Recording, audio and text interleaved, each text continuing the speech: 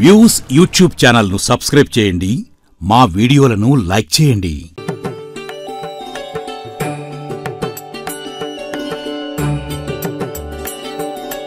నమస్కారం, వ్యూస్ ఛానల్కి స్వాగతం.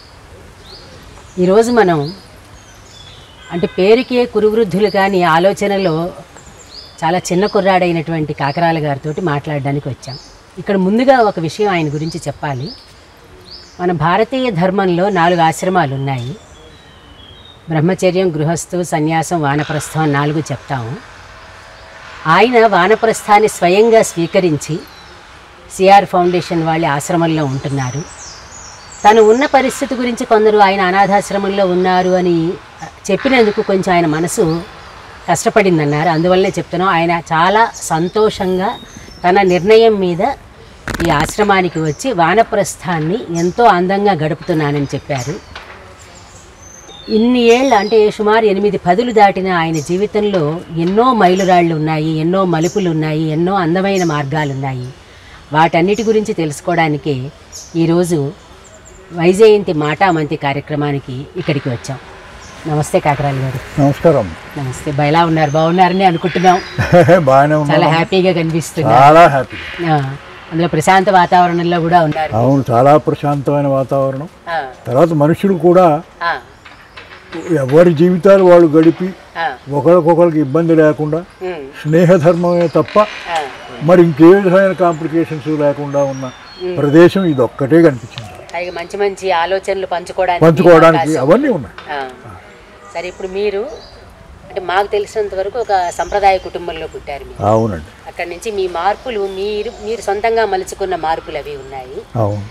మీ నేపథ్యం, మీరు ఎక్కడ ప్రాంతం వారు, మీరు అసలు ఎట్లా ఎదుగుతూ వచ్చారు అనేది చెప్పండి. అలా చెప్పాలి అంటే మా ఇంటి పేరును బట్టే నా పేరు కూడా పాపులర్ అయింది. కాకరాల అని. అసలు పేరు ఎవరికి తెలియదు. అసలు పేరు ఎవరికి తెలియదు. కానీ వీర వెంకట సత్యనారాయణ అంత పేరు పెద్దది క్యాచ్ కాదని నా ముందు వాళ్ళు గుమ్మడి, రేలంగి, రాజనాల ఇలాంటి ఉదాహరణలు ఉండబట్టి నేను కాకరాల అనేది జనానికి ప్రచారం కావడానికి పెట్టుకున్నాను. ఇంకొక విషయం మీకు చెప్పాల్సింది ఏమిటంటే, నా అబ్జర్వేషన్లో కాకరాల అనేటువంటిది కృష్ణా జిల్లాలో ఒక ఊరు పేరు. బహుశా అక్కడి నుంచి వీళ్ళందరూ మైగ్రేట్ అవ్వడం వల్ల ఈ కాకరాల అనే ఇంటి పేరు అన్ని కులాల్లోనూ ఉంది. ఇదే కాదు, దుడ్డు ఇలాంటివన్నీ కూడా అన్ని కులాల్లోనూ ఉంది. ఆ విధంగా నేను కాకరాల అని పెట్టుకోవడంలో నా అవగాహన మేరకి ఈ ఏ బేస్ నుంచి అయితే నేను వచ్చానో ఆ బేస్కి సంబంధించి కాకుండా అన్ని బేసులకి సంబంధించిన వాడిని అయ్యాను. అంటే మా నాన్న నాకు శర్మ శాస్త్రి పెట్టలేదు, కాకరాల వీర వెంకట సత్యనారాయణ అన్న. ఆ విధంగా నాకు అది లేకపోవడం వల్ల, ఇక్కడ కాకరాల అనేది పరిచయం కావడం వల్ల నేను లోకరీతికి భిన్నంగా ఆ సంకుచితమైనటువంటి పరిమితుల నుంచి విశాలమైన పరిమితికి వచ్చానని నేను అనుకుంటున్నాను. ఇది నాకు నా జీవితం మీద నా అండర్స్టాండింగ్కి సంబంధించిన అవగాహన. అదే, అంటే మీరు చదువు అదంతా ఎక్కడ చదివారండి మీరు? నేను చదువు అనేది ఒకలా చెప్పాలంటే కాకరపర్రులోనే స్టార్ట్ అయింది. కానీ కాకరపర్రులో మేము ఉండేది లేదు. చాలా చాలా పల్లెటూరు కదా. చాలా పల్లెటూరు. నెక్స్ట్ ఇంకోటి ఏమిటంటే, అప్పటికి మా నాన్న ప్రొఫెషనల్గా ఎక్కడ స్థిరపడ్డం అనేది ఆయనకి ఇంకా నిర్ణయం కానందువల్ల రాజమండ్రిలో మేము ఉండడం వల్ల రాజమండ్రికి కాకరపర్రుకి కొంచెం ఇంచుమించు నా శైశవ బాల్యాలు ఈ దాన్ని ఏమంటాం అటు ఇటు డోలాయమానంగా తిరగడం జరిగింది. ఆ విధంగా కాకరపర్రులో ఉన్నప్పుడు ఇక్కడున్న కుర్రాళ్ళతోటి స్కూల్కి, ఎలిమెంటరీ స్కూల్లో వెళ్ళి మనదే కదా, అందరూ తెలిసిన వాళ్ళే, మనవాళ్ళు, ఈవెన్ మాస్టర్స్ కూడా బంధువులే అని చేత వెళ్ళి అక్కడ కూర్చోవడం తప్ప ఆథెంటిక్గా నేను అక్కడ స్కూల్కి వెళ్ళలేదు. ఇక్కడికి వచ్చిన తర్వాత మా నాన్న ఇక్కడ మా వీధిలోనే, ఆర్యాపురం మధ్య వీధి, ఆ మధ్య వీధిలోనే నన్ను అక్కడున్న ఎలిమెంటరీ స్కూల్లో జాయిన్ చేశాడు. మా కజిన్, అదే మేము పెదనాన్న అని పిలుస్తాం, మా నాన్నకి కజిన్. ఆయన కూడా టీచర్గా అందులో ఉండేవాడు. ఇక్కడ అఫీషియల్గా ఇక్కడ చదువుకున్నాను, కానీ ఎక్కువ కాలం ఇక్కడి నుంచి అక్కడికి వచ్చి కాకరపల్లిలో ఉండడం వల్ల జరిగినటువంటి పరిణామం ఏమిటంటే, నేను ఎక్కడా చదువుకోవడానికి ఒక స్థిరమైనటువంటి పద్ధతిలో ఉండకపోవడం వల్ల నా వల్ల వీడి చదువు ఇటు కాకుండా అటు కాకుండా అయిపోతుంది అనే బెంగ మా నాన్నకు ఉండేది. మీరు పెద్ద కొడుకు అండి, ఇంటి పెద్ద కొడుకు? నేను ఇంటికి పెద్ద కొడుకు. సరే సరే. ఆ విధంగా ఆ బెంగతోటి ఆయనే నాకు అక్కడ ఉంటే అక్కడ, ఇక్కడ ఉంటే ఇక్కడ చదువు చెబుతూ వచ్చాడు. ఆ విధంగా మీకు బడి మా నాన్నదే బడి. ఆ విధంగా ఆయన నాకు చెప్పుకుంటూ రావడంలో నాకు స్కూల్లో ఈ దాన్ని చూడండి, అంటే మా మాస్టర్ కన్నయ్య మాస్టర్ని ఉండేవాడు. ఇప్పుడు ఏమిరా నువ్వు ఎప్పుడు ఎక్కడికి వెళ్తావో తెలియదు, మళ్ళీ ఎప్పుడు వస్తావో తెలియదు, నీకు హాజరు లేకపోతే నేనేమి బయటికి పైకి పంపించడం అంటే, మా పెదనాన్న అప్పుడు పక్కనే ఉన్నాడు. వాడేం చేస్తాడు, వాడి వల్ల ఏమైనా ఉంటే కదా, వాడి పరిస్థితుల వల్ల ఇటుకొట్టు పెడుతున్నారు, వాడేం దీనికేం సంబంధం కాదని ఆయన అన్నాడు. ఇగో ఆ విధంగా నాది చదువు ఎలిమెంటరీ స్కూల్లోనే సక్రమంగా సాగలేదు. దాంతో ఎలిమెంటరీ స్కూల్ సర్టిఫికేట్ నాకు లేదు, వాడు ఆయన చెప్పినట్టే ఇవ్వలేదు, అటెండెన్స్ లేదు కాబట్టి. దాంతో అప్పుడు కంగారు పడి, అయ్యో నేను అనుకున్నట్టే జరిగిందని వాళ్ళ ఊరు, అంటే అక్కడికి 5 మైళ్ళు తొర్రేడు. ఆ తొర్రేడు మా తాతయ్యను, మా మేనత్త, మా పెదనాన్న కూతురు అక్కడ ఉండేవాడు. వాళ్ళ దగ్గరికి పంపించాడు. వారం రోజులు, అంటే ఇక్కడ చదువులో మా నాన్న కొట్టేవాడు కాదు కానీ గోడ కుర్చీ వేయించేవాడు. ఎంతసేపు వేసేవారు సుమారుగా? ఏమో చెప్పలేము, ఆయన చెప్పేదాకా నిల్చోవలసిందే. మరి కాళ్ళ నొప్పులు పెట్టితే ఆ నాన్నగారిని తిట్టుకునేవారా మనసులో మీరు? తిట్టుకునేవాడిని. దాన్ని బాధ భరిస్తూ ఉండడం అనేది కష్టం అయ్యేది. నెక్స్ట్ 2 ఏమిటంటే సొంటి పిక్క అనే తొడపాష.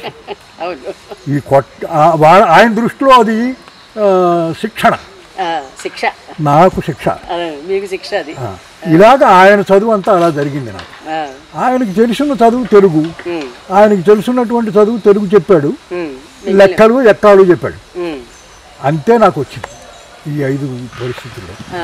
ఇక్కడ ఉన్న ఆయన మాకు బంధువే, మా ఇంట్లోనే ఉండేవాడు మాస్టర్. కానీ ఆ రోజుల్లో మరి ఎందుకు అనుకుంటున్నారో నాకు తెలియదు, కానీ కొట్టితే చదువు వస్తుంది అనేటువంటి ఒక దుర్మార్గమైనటువంటి ఆలోచన చాలా మందిలో ఉంది. అంటే మనకి దండం దశగుణం భవేత్ అని కూడా అంటారు. అలా పరిస్థితుల్లో ఆయనేమో రోడకరతో కొట్టడం, ఈ చెరుకులో చేయి పెట్టి రాయడం, ఇవన్నీ చూసేటప్పుడు నాకు భయం వేసింది. భయం వేసి నాకు కడుపు నొప్పి వచ్చింది అని బండెత్తేసాను. అది ఒక రోజుకు కాదు, వారం కాదు, 15 రోజులు కాదు, అది ఆ కడుపు నొప్పి పోవట్లేదు. దాంతో మా తాత, మా మేనత్త, వీడేదో బండెత్తేస్తున్నాడు, వీడికి ఇష్టం లేదు ఇక్కడ ఉండడం అని మా నాన్న దగ్గరికి పంపించారు. సరే, అక్కడ మాకు పక్కన వేదుల సత్యనారాయణ గారు, సుందరమ్మ గారు అని 2 ఉండేవాళ్ళు. ఈ వేదుల సత్యనారాయణ గారు జాంపేట చేపల బజార్ ఎదురుగుండా ఒక మిడిల్ స్కూల్లో టీచర్గా పనిచేస్తున్నారు రాజమండ్రి. ఆయన తోటి ఇచ్చేసి ఏదో పరీక్ష రాయించినట్టు రాయించి, ఇప్పుడు ఇక్కడ నాకు సర్టిఫికెట్ రాలేదు కనుక ఆ మిడిల్ స్కూల్లో ఫస్ట్ వారంలో జాయిన్ చేశారు. మరి సర్టిఫికెట్ లేకుండా జాయిన్ చేసుకున్నారు? అలాగే పరీక్ష రాయించి ఉందిగా, పరీక్ష పాస్ అవడం వల్ల జాయిన్ చేశారు. అది ఏం రాశామో మనకి తెలియదు, వాళ్ళు ఇచ్చారు. కానీ ఆయన కూడా ఈ కొట్టడం అనేది, అంటే ఆయన ఇంట్లో ఉండే ఆవిడ భార్యాభర్తలు ఇద్దరికి గొడవ అవుతుండే, ఈ కోపాలన్నీ మా మీదకి ట్రాన్స్ఫార్మ్ అవుతుండే. అలాగే కష్టపడి నేను ఏడాది పూర్తి చేశాను. పూర్తి చేసేటప్పటికి ఏమైందంటే అప్పుడే కొత్తగా కాకరపల్లికి హై స్కూల్ వచ్చి, దాంతో మా అమ్మమ్మ మా నాన్న మాట్లాడుకుని మాకు అదే ఆకుండ సువర్ణ గారి అల్లుడు ఆండివాళ్ళ నరసింహమూర్తి అని, అదే ఒక విధంగా మీ నాన్నగారికి ఆయనకి బాగా సన్నిహితం, ఆయన్ని నాకు ఈ వేసంగి సెలవుల్లో కోచింగ్ ఇప్పించి మళ్ళీ ఇక్కడ థర్డ్ ఫారం పరీక్ష రాయించి ఇచ్చేశారు. మరి అది కూడా నేను కరెక్ట్గా రాశానో లేకపోతే వీళ్ళంతా ఇన్ఫ్లుయెన్స్ వల్ల మరి ఏమైనా జరిగిందో పాస్ చేయించారో తెలీదు.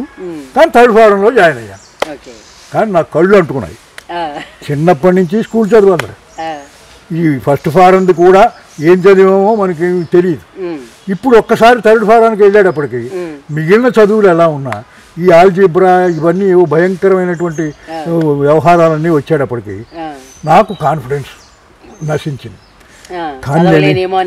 చదవలేనేమో అనేటువంటి ఇది నశించింది. తర్వాత పిల్లల్లో ఒకటి ఉండేది, నువ్వేం రాశావు అని రాసిన వాళ్ళు ఉత్సాహంగా చేయడంలో మనకి కాంప్లెక్స్ ఉండేది, ఇన్ఫీరియారిటీ కాంప్లెక్స్. ఆ ఇన్ఫీరియారిటీ కాంప్లెక్స్తో వాళ్ళతో దూరంగా ఉండి మసులుకుంటూ ఇలా చేశాను. దీనివల్ల అక్కడ చదువుకున్న third form, fourth form, fifth form వరకు ప్రమోటెడ్ అనే నా సర్టిఫికెట్లో. అంటే అప్పుడు మీకు ఫిఫ్త్ ఫామ్ కి ఎగ్జామ్ లేదా, పబ్లిక్ ఎగ్జామ్ లేదా? పబ్లిక్ లేదు. అప్పుడు అది కూడా ప్రమోషన్. దాంతో అక్కడ దాకా ఆ ప్రమోటెడ్ అనేది వచ్చేసింది. ఈ లోపల నాకు ఈ నాటకాల వ్యవహారం వల్ల మా నాన్న నాటకాలు వేశాడు. పాండవ ఉద్యోగం, గయోపాఖ్యానం ఇవి వేసి ఆయన ద్వారానే, ఆయన బయటపడి కామేశ్వరరావు చెప్పినట్టు పద్య పఠనమే తప్ప పద్య గానం చేసేవాడు కాదు. అది నాకు ఇన్స్పిరేషన్గా ఉండి మా నాన్న పద్య పఠనం నాకు నచ్చి ఆయనతోటి ఆయన నాటకాలు మానేశాడు. మా తాతల భాగవతాలు ఆడేవారట. వాళ్ళు కేకలేసేటప్పటికి మేము పూసుకున్న బూడిద్యాలు మళ్ళీ నువ్వు కూడా రాసుకోవాలంటే పితృవాక్య పరిపాలనతో ఆయన మానేశాడు. కానీ ఆయన స్నేహితుల్ని తయారు చేసి వేయించేవాడు. అలా ఇందాక నేను చెప్పిన మా పెద్దనాన్న కామేశ్వరరావు గారు అందులో ధృతరాష్ట్రుడు వేసేవాడు, మా చాకలాడు దుర్యోధనుడు వేసేవాడు. ఇలా ఉండగా మా నాన్నతో సైడ్ వింగ్ నుంచి నేను ఆ నాటకం చూశాను ఫస్ట్.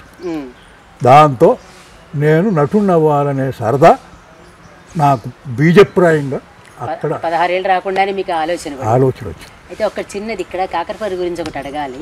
చెప్పండి. కాకరపర్రిది పండితుల అగ్రహారం అంట. అవును. రెండోది ఆ ఊరి పేరు కూడా అదేదో బ్రహ్మదేవుడికి నిలయమైన ప్రదేశం అనేది ఒకటి అంటారు. అంటే మనం విన్న మాట. అంత పండితుల వాతావరణంలో చుట్టూరా మీకు బహుశా వాళ్ళ చిన్న గ్రామం కాబట్టి అందరితోటి మీకు పరిచయాలు ఉంటాయి. పాండిత్యంలోకి వెళ్ళాలి, వాళ్ళలాగే పండితులు అవ్వాలనే ఆలోచన మీకు రాలేదంటారా? రాలేదు. ఈ కాంప్లెక్సే కారణం, ఈ భయమే కారణం. భయం కారణంగా. భయం లేకపోయిందంటే మీరు కూడా అటు వెళ్ళేవాడినేమో తెలియదు. అదే ఈ భయం వల్ల నేను అటు వెళ్ళలేదు. ఇది అక్కడే ఇక్కడ ఫిఫ్త్ ఫారం కాకుండా ఫోర్త్ ఫారం చదువుతూ ఉండగా అక్కడ ఉండేటువంటి ఈ యుద్ధం, మా పిల్లల యుద్ధం మధ్యలో నాకు ఆ కాకరపర్రు అనే మారుమూల గ్రామంలో లైబ్రరీ ఉంది అని నాకు తెలియదు. ఇప్పుడు ఈ ఆణివాళ్ళ నరసింహమూర్తి గారు నాకు కోచింగ్ ఇచ్చిన ఆయన వాడితో పాటు ఇంకో అవతారం అని ఇంకో ఆయన ఉండేవాడు.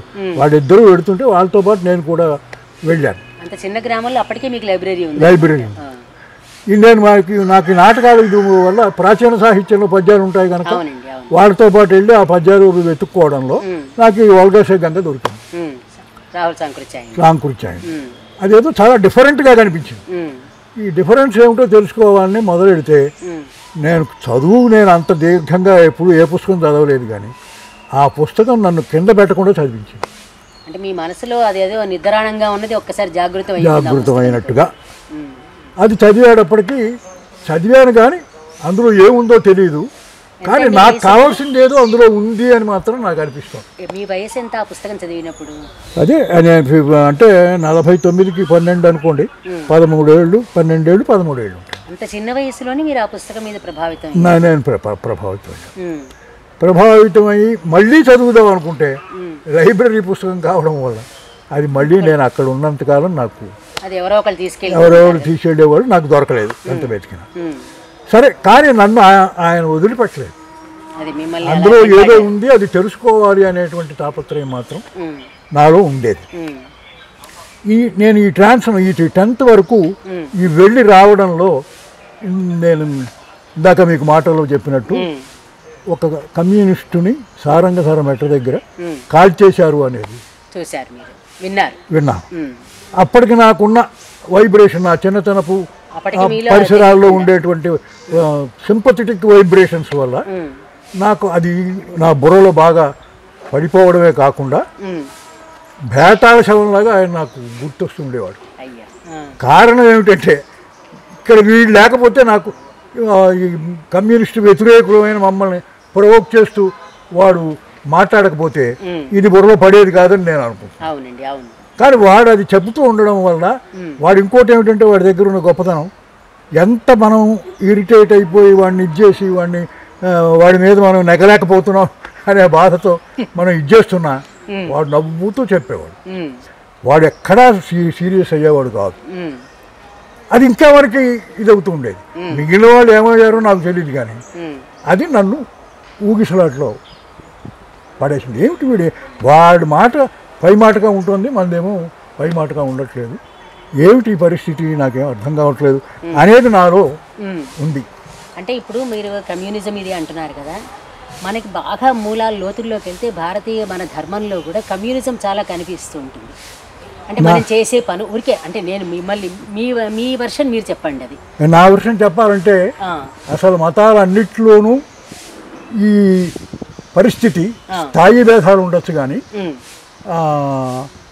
కమ్యూన్ సిస్టమ్ అని చెప్పకపోయినా ఒక ఉన్నతమైన ఉత్తమమైన భావన కలిగించేటువంటి లక్షణం అన్ని మతాల్లోనూ ఉంటుంది. నేను మతం కూడా అనట్లేదు, అందుకే ధర్మం అంటున్నాను. ధర్మం అంటే మన అందరికీ ఈక్వల్ గా ఉంటుంది కాబట్టి నేనంటున్నది ప్రతి మతానికి దాని ధర్మం ఉంది, మనం ఒప్పుకున్నాం. అంచేత మనది ఇంకొకలా ఉండొచ్చు, వాళ్ళది ఇంకొకలా ఉండొచ్చు, కానీ ఇవన్నీ కూడా మనం నా ఉద్దేశంలో ప్రాపర్టీ మైండెడ్ అయిపోయేటువంటి క్రమంలో కలుషితం అయ్యాయని నేను అనుకుంటున్నాను. అంటే ఆ విధంగా ఇది కూడా కలుషితం అవుతూ వచ్చిందనేది నాకు అనిపించినటువంటి. అది అన్నిట్లలోనూ కనిపించిన తర్వాత పార్టీలు మనం అనుకున్నా కూడా ప్రతి వాళ్ళలోనూ అది కనిపిస్తుంది. ఈవెన్ రాజకీయ పార్టీలోనే తప్ప ఇంకా మతాలకేం వచ్చాయి. ఆ విధంగా నేను ఈ ఆసిలేషన్లో ఉండగా అప్పుడు కాకరపల్లిలో ఓలేటి కవి గారు అబ్బాయి సత్యమూర్తి గారని ఆయన హీరో అదే కథానాయకుడు వేసేవాడు. వైబికేఎల్ మాస్టర్ అని మాకు ట్యూషన్ కూడా చెప్పాడు. ఆయన లేడీ వేషం వేసేవాడు. ఈ చిలకమర్తి లక్ష్మీనరసింహం గారు అప్పుడు నాకు గుర్తు, ఆయన ఇంట్లో ఉండేవాడు. ఆయన ఎప్పుడైనా మీరు కలిశారు అంటే నేను కలిసి మాట్లాడే ఇది లేదు. నేను మాకు ఎప్పుడు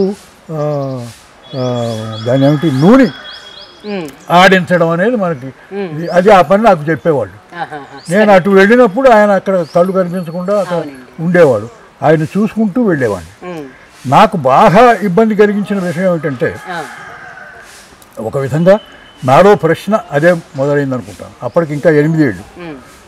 ఆయన పోయాడు, 46లో పోయినట్టున్నాడు ఆయన. ఆయన పోయేటప్పటికి ఎవ్వరూ చిలకమర్తి వాళ్ళు మైలుపట్టలేదు. అప్పుడు మరి మళ్ళీ ప్రాణాలు తీసేసేవాళ్ళు కదా, బాగా చేదస్తంగా ఉండేది. ఏమిటి ఆయన పోయాడు, వీళ్ళు మైలుపట్టట్లేదు ఏమిటి అనేది నాలో ఒక జిజ్ఞాస. కారణం ఎవరు చెప్పరు, మైలుపట్టట్లేదు. సరే, నాకు తెలిసిన ఆ చిలకమర్తి వాడు అంటే ఇప్పుడు మా నారాయణ మాస్టర్ అక్కగారు వాళ్ళంతా కూడా చిలకమర్తి వాళ్ళు. మరి చిలకమర్తి లక్ష్మీనరసింహం గారు పోయారు కదా, మరి మీరు చిలకమర్తి వాళ్ళు కదా, మరి మైలు పట్టట్లేదేమో అని అడిగాను. అడిగితే అప్పుడు ఆ పెద్దలు నాకు చెప్పినటువంటి ఇదేమిటంటే ఆయన మతం మార్చుకున్నాడు, మేము దేవుడి గుడిలో కొబ్బరికాయ కొట్టేసాం, ఇంకా మేము పట్టాల్సిన అవసరం లేదు అని. అప్పుడు నాకు ప్రశ్న వదిలింది, కొబ్బరికాయ కొడితే పోయే మహిళ పట్టాల్సిన అవసరం ఏముంది అని నాకు ఆ చిన్నతనంలోనే నాకు వచ్చింది. అక్కడి నుంచి నాకు క్వశ్చన్ మార్కు నా బుర్రలో ప్రారంభమైంది. ఆ తర్వాత పక్క ఏడాది అంటే 8వ ఏట నుంచి 9వ ఏడు 10 వస్తున్న పరిస్థితిలో మా అమ్మమ్మ నాకు ఒడుగు చేసింది. ఆ ఒడుగు కూడా చాలా పెళ్లి కన్నా బ్రహ్మాండంగా ఆవిడ ఉత్సాహంగా 5 రోజులు చేసింది. ఆ చేయడంలో అవన్నీ పురాణ పండ నారాయణ గారిని ఆయన మాకు గురువు. మా ఇంట్లో ఏం జరిగినా ఆయనే మాకు ఆయన పురోహితుడిగా చెప్పినటువంటి సంధ్యావందనాన్ని మా నాన్న నన్ను కూర్చోబెట్టి మొత్తం సంధ్యావందనం త్రిసంధ్యలా చేయించాడు కొన్నాళ్ళు.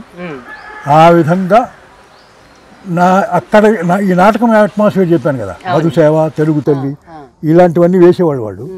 ఈ వెళ్ళడంలో ఇవి అయిపోయిన తర్వాత వాళ్ళ మీద నాటకం లోకి చొచ్చుకుపోవడానికి అక్కడ ఉండేటువంటి కల్చర్. శ్రీ పురాణ పండు వెంకటేశ్వర గారిని ఇప్పుడు మనం మొన్న ఉన్న మీటింగ్ ప్లేస్కి దగ్గరగా ఉండేది సూర్యనారాయణ గారు వెంకటేశ్వర్లు, అంటే యాకుండ సూర్యన గారికి బావమరుదులు అవుతారు, మా పార్వతి పెద్ద మా అన్నగారులు అనమాట. అక్కడ ఏం జరిగిందంటే అవి నాటకాలు ప్రభావం నేను ఇవి ఉండడంలో ఏకాహాలు సప్తాహాలు ఈ అట్మాస్ఫియరే నన్ను ఇటు బాగా లాగేసింది. వీటన్నిటికీ మించి తోలు బొమ్మలాట నన్ను బాగా ఆకట్టుకుంది. పగటి వేషాలన్నీ ఉండేవి, ఈ తోలు బొమ్మలాట నాకు బాగా ఆకట్టుకునేది. ఏది చూసారు తోలు బొమ్మలాట్లో మిమ్మల్ని ఆకర్షించుకోవడానికి? ఏ నాటకం వేశారు వాళ్ళు? అబ్బో వాళ్ళు అన్న కాదు, వాళ్ళు ఆంజనేయులు భూషణం అని తండ్రి కొడుకులు. వాళ్ళు ప్రతి ఏడాది వచ్చేవాళ్ళు. మా అమ్మమ్మ మా ఇంటి ఎదురుకుండా చిన్న దెబ్బ ఉంది, ఆ దెబ్బ మీద వాళ్ళ చేత ఆట కట్టించేది. నాకు ఊహొచ్చిన దగ్గర నుంచి నేను వాళ్ళ ఎక్కువ ఏవి ప్రదర్శించేవారు వాళ్ళు దాంట్లో? ఏ కథలు? అప్పటికి నాకు ఆ జ్ఞానం లేదు. అప్పటికి ఆ జ్ఞానం నాకు బొమ్మలు చూడడం మాకు ఈ కేతిగాడు ఈ ఇప్పుడు బంగారక్క ఇదే తప్ప కథల్లోకి వెళ్ళడం కాదు. విలన్స్ రావణుడు ఎంటర్ అవ్వడం, ఇలాంటి దుర్మార్గులు ఎంటర్ అయ్యేటప్పటికి భయంకరమైన చప్పట్లు తలుపులు కొడుతూ చాలా భయంకరంగా చేసేవాడు. అది నన్ను ఇచ్చేసి నేను అక్కడ హై స్కూల్లో చదువుతున్న పరిస్థితులు కూడా నాటకాలు వేయాలని ఉండేది, ఎవడు మనకి ఇచ్చేవాడు కాదు. అంచేత అది చూసి ఈ తెల్ల గోడ మీద వీటిని ఆట ఆడిస్తూ ఉంటే అది ఒక నాటకం వేసినంత తృప్తి నాకు కలిగేది. అలాగే ఇక్కడికి వచ్చినప్పుడు అప్పుడు రెండవ ప్రపంచ యుద్ధం టైం, నేను పెరిగే క్రమం గ్రోత్లో ఇక్కడ ఈ రెండవ ప్రపంచ యుద్ధం టైంలో ఈ సైనికులు ఇటు అటు వెడుతూ ఈ బిస్కెట్లు విసిరేవాళ్ళు ఎదురుగుండా ఆ గేట్ దగ్గర ఉంటే. విమానాల్లో నుంచి ట్రైన్స్లో వాళ్ళు వెళుతూ ఉండేవారు. మేము ఆ కోటకొమ్మం దగ్గరికి వెళితే పెద్దవాళ్ళతో పాటు మేము కూడా వెళ్ళేటప్పటికి పిల్లల్ని చూసి వాళ్ళు ఇది చేస్తూ ఆ బిస్కెట్లు గోదావరి బ్రిడ్జ్ నుంచి కాదు గోదావరి స్టేషన్ నుంచే వెళ్ళేవారు. పాత బ్రిడ్జ్ నుంచి వెళ్ళేది. బజార్కి వెళ్ళడానికి ఇక్కడ అప్పుడు ఇప్పుడున్న మేడ లేదు, బ్రిడ్జ్ లేదు, అప్పుడు గేట్ ఉండేది. ఆ గేట్ దగ్గర వాళ్ళు విసిరేవాడు అన్నమాట. ఆ విధంగా నాకు ఇక్కడికి వచ్చినటువంటి ఈ పరిస్థితుల్లో ఇక్కడ ఉండేటువంటి నాటకాలు చూసి నేను బాగా, అంటే ఇంకో చెప్పాలంటే చిలకమర్తి లక్ష్మీనరసింహం గారికి మెయిన్ ఆయన పిల్లలు లేరు, అది ఆయనకి పిల్లలు లేరు, ఒక అమ్మాయిని పెంచుకున్నారు. ఇది పురాణ పండ వెంకట దీక్షితులు గారు అని మేనలుడికి ఇచ్చారు. వాళ్ళకి పురాణ పండ లక్ష్మీనరసింహం అని పేరు పెట్టుకున్నారు, అంటే ఈయన తాతగారి పేరే. వాడు మా క్లాస్మేట్ ఈ హై స్కూల్లో. వాడు అప్పటికే వీళ్ళతో పెద్దవాళ్ళతోటి నాటకాలు, ఉదాహరణకి తెలుగు తల్లిలో తాత వేషం వేసేవాడు. అలాగే శివాజీ నాటకాల్లో ఈ మహమ్మదీ వేషాలు ఇవి వేస్తుండేవాడు.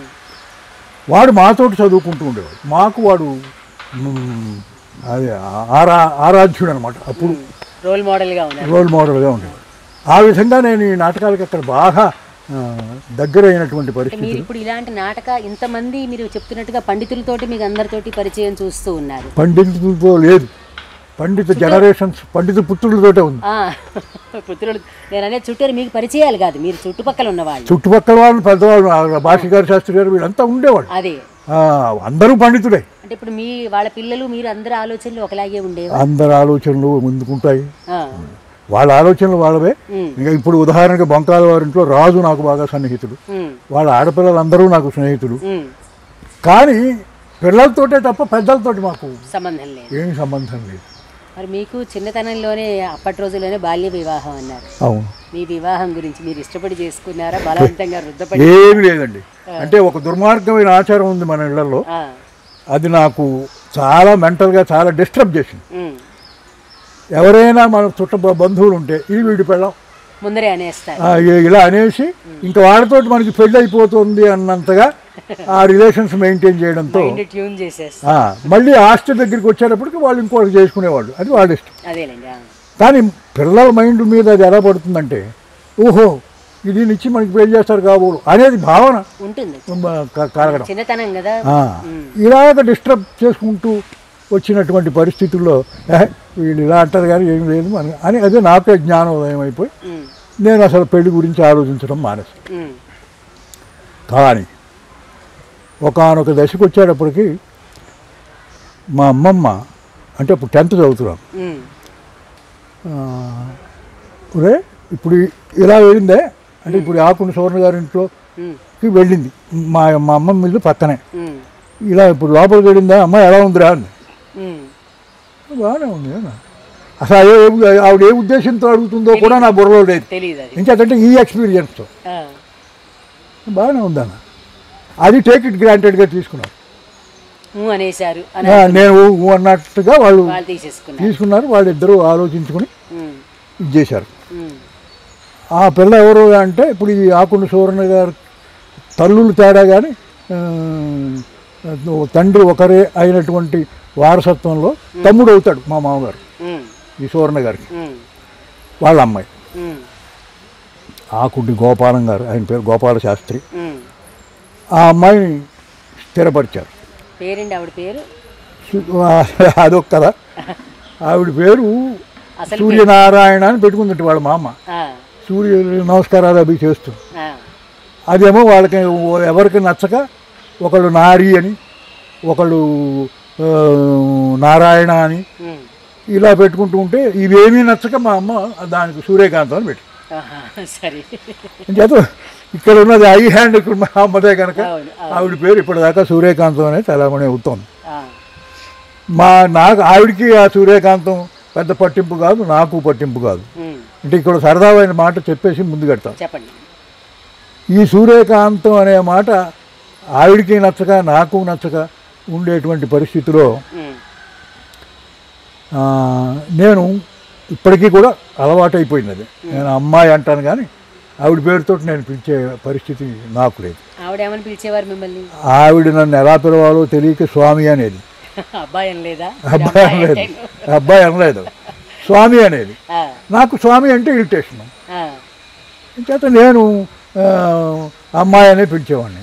ఇలాగా ఒకనొక దశకు వచ్చిన తర్వాత ఆవిడ్ని మనం ఇంకా ఏం చేసినా ఆ సాంప్రదాయం సంఖ్యల నుంచి ఇంకా రాదు అని నిర్ణయించుకుని నేను వదిలేసి నేను మాత్రం అమ్మాయిని పిలుస్తూ వచ్చాను. ఆవిడ మాత్రం స్వామి స్వామి అని పిలిచేది. తర్వాత కొంత మెడ్రాస్ వచ్చిన తర్వాత కొంత సాన్నిహిత్యం వచ్చి మాట్లాడినా మళ్ళీ పెద్దవాళ్ళు ఎవరైనా వస్తే మళ్ళీ ఇదే మాట వచ్చేది.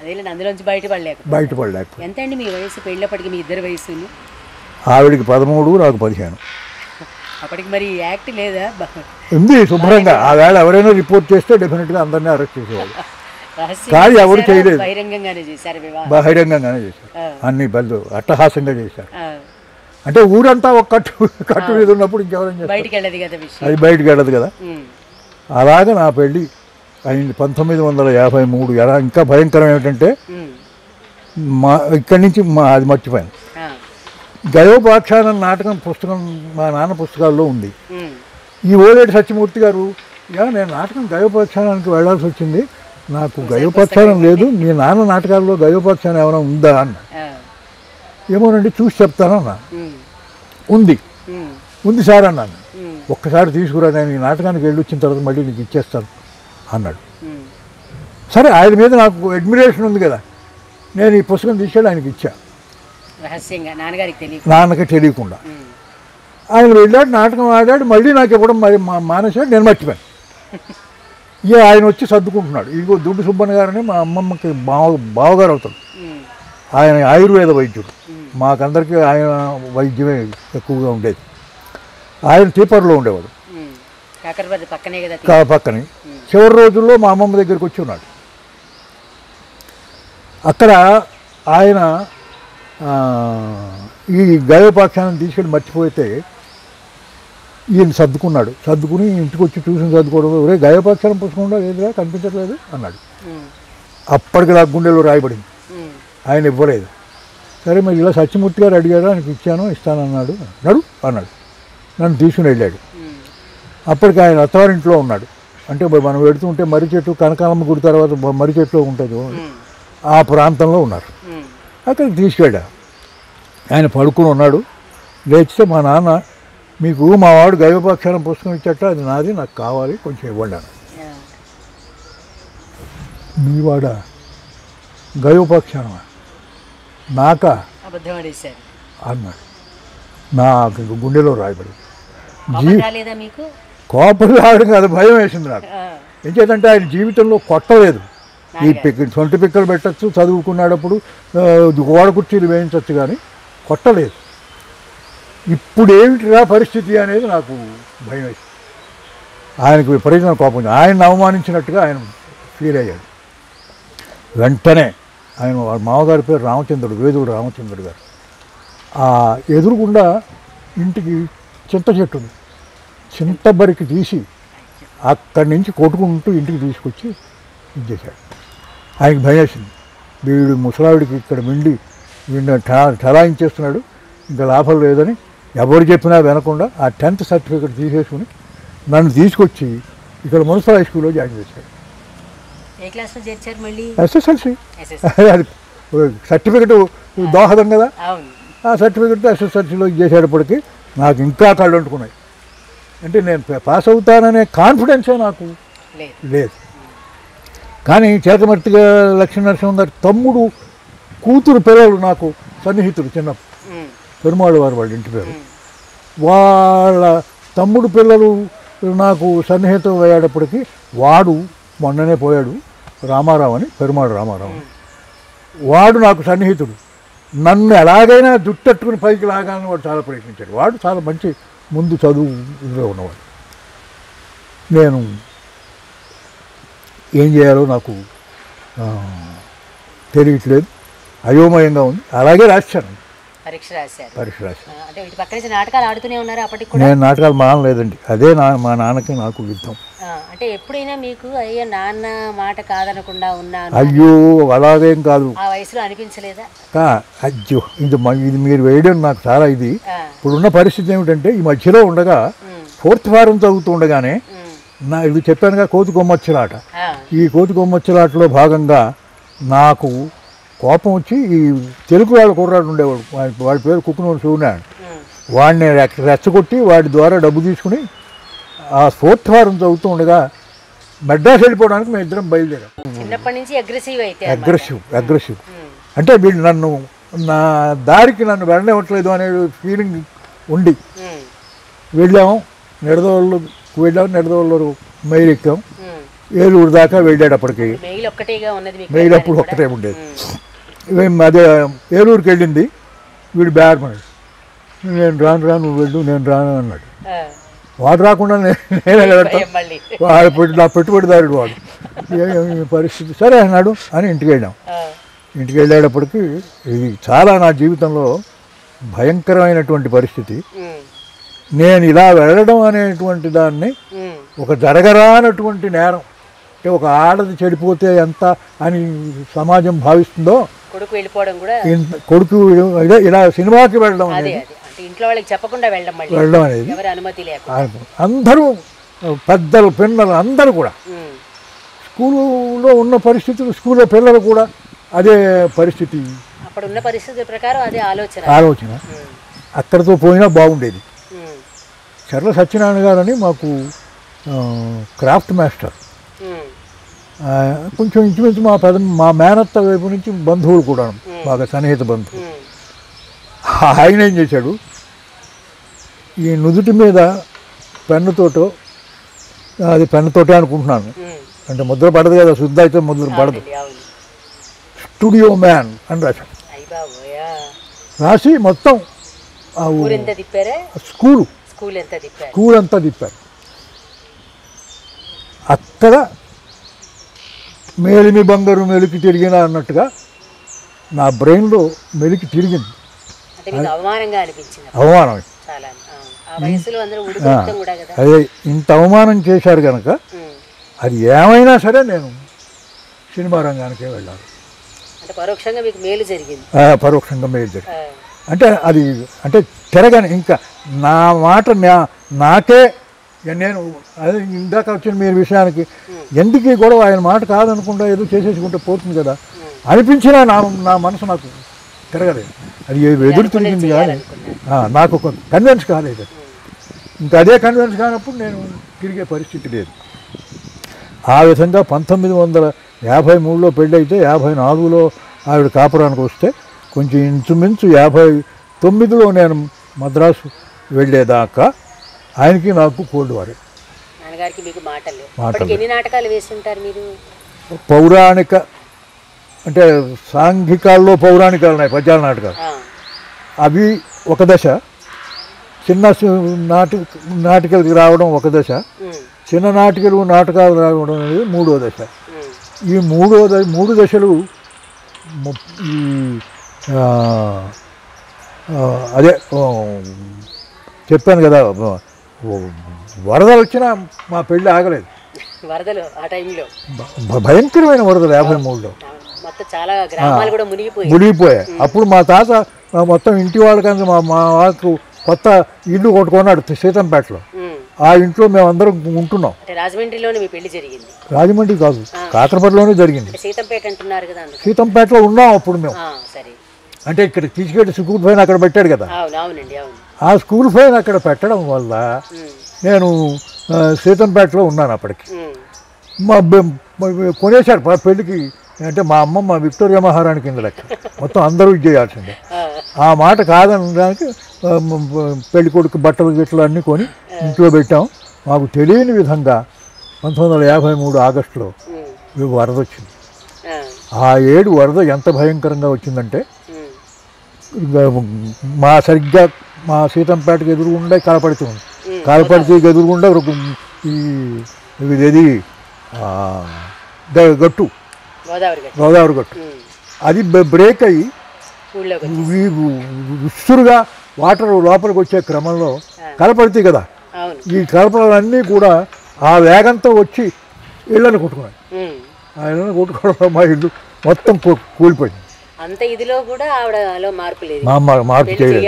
అంతే, మీరు అన్నీ సక్రమంగా జరుగుతాయి, మీరు బయలుదేరి వచ్చేయండి అంతే.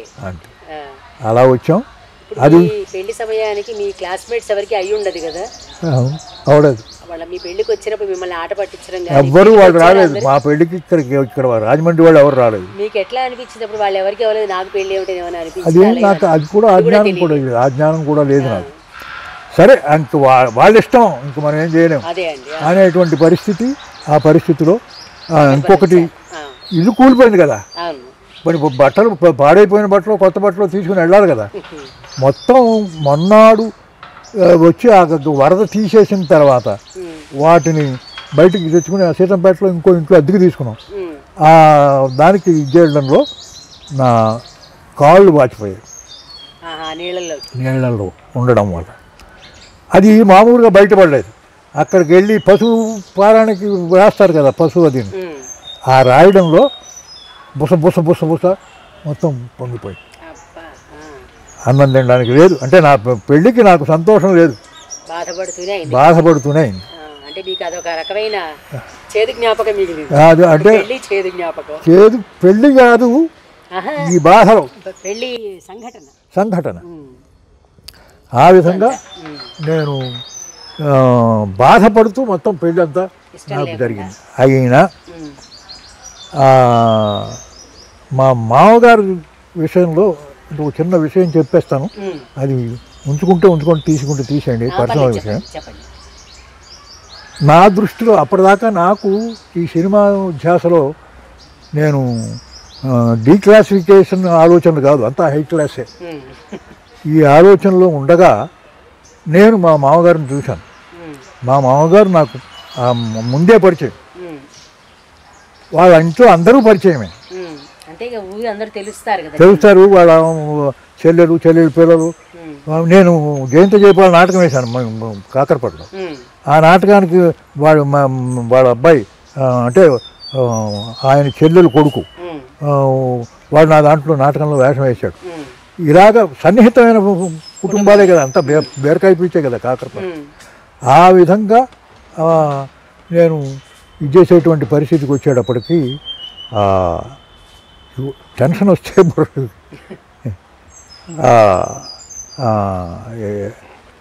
అది ఆయన మా పెళ్ళికి రాలేదు, రాలేకపోయాడు. ఏదో కారణాలు ఏమైనా ఉండొచ్చు. అంటే ఆయన ఏం చేశాడంటే తర్వాత నాకు తెలిసింది, చెల్లెలు పిల్లలు ఇక్కడ ఉన్నారు కనుక తను కూడా ఇక్కడ ఉంటే అది సాధ్యం కాదు కనుక ఆస్తి అయింది, వీళ్ళందరికీ ఇబ్బంది కలుగుతుందని ఆయన భద్రాచలంలో సెటిల్ అయిపోయాడు మొత్తం తన పిల్లలతో. అది నాకు బాధని కాదు, ఐ ఓపెన్ కింద లెక్క. అంటే వదులుకోవడం, నేను అనేది ఏదైనా వదులుకోవచ్చు కానీ ఆస్తిని వదులుకోలేరు కదా, అందులో పౌరోహిత కుటుంబాల్లో ఉన్నవాళ్ళు. అంత వదులుకున్నాడు అంటే దీనికి తగ్గట్టు ఉప్మాక బ్రహ్మయ్య గారు మీకు తెలిసే ఉంటుంది. ఉప్మాక బ్రహ్మయ్య గారి ఇంట్లో పెరిగింది నా మిస్సెస్. ఆవిడ చిన్న మేనత్త అవుతుంది. ఆవిడ అక్కడ పెరగడం వల్ల ఈ ఇద్దరి ప్రభావం, అంటే వాళ్ళు ఈ ఫిలాసఫీకి సంబంధించిన వాళ్ళే కానీ ఈ ఫిలాసఫీలో జ్ఞానవంతులు నా దృష్టిలో. ఏది ఉండాలి ఏది ఉండకూడదు అనే క్లారిటీ ఉన్నవాళ్ళు వీళ్ళిద్దరు. నాకు ఇది ఆ తర్వాత జరిగినటువంటి పరిణామాల్లో వీళ్ళ పద్ధతి నాకు నచ్చి నేను డీక్లాసిఫై కావడానికి కావలసిన బ్యాక్గ్రౌండ్ నేను మద్రాసుకి వెళ్ళక ముందే నా బుర్రలో చేసుకుంటూ వచ్చింది. నెక్స్ట్ 54కి వచ్చిన తర్వాత మళ్ళీ పుట్టింటికి పంపించలేదు.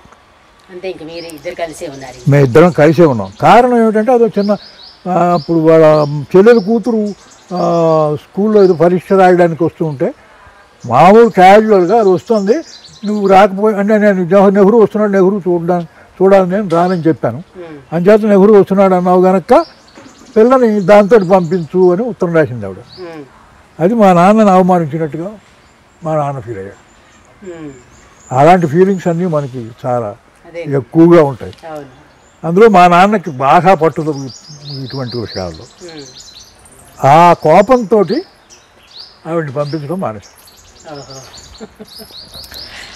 ఇది తెలుసుకోవడానికి కారణం ఏమిటంటే వాడు మా మామగారు ఎప్పుడూ వచ్చి అడిగేవాడు, ఈయన వాడు పెద్ద తెలివితేటలుగా నాదే ఉందిరా, వాడు పెడదాం వాడు ఇస్తాం, వాడిని అడిగి తీసుకెళ్ళి అనేవాడు.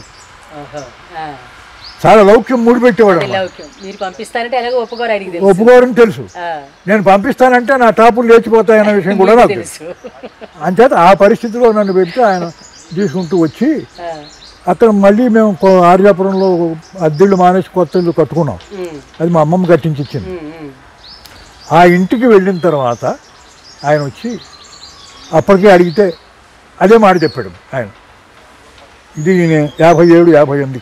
అప్పుడు కూడా మీరు నా సంబంధం లేదనే మాట అనలేకపోయారు. భయం నాన్నగారు అంటే భయం అంటే భయం అంటే అదే గౌరవంతో కూడింది. ఈ మా ముసుగులాట్లో ఏదైనా కోపం వస్తే నీ పేరంతా నువ్వు పో, నా దగ్గర ఉండడానికి వీలు వెళ్ళిపోమంటే మీకేమో బతుకు తెలియదు. అంటే నేను అంటున్నాను, ఈవేళ నాకు అనిపిస్తున్నది ఏమిటంటే పాపభీతి అని పైకి అంటారు కానీ పాపభీతి కాదు, లోకభీతే.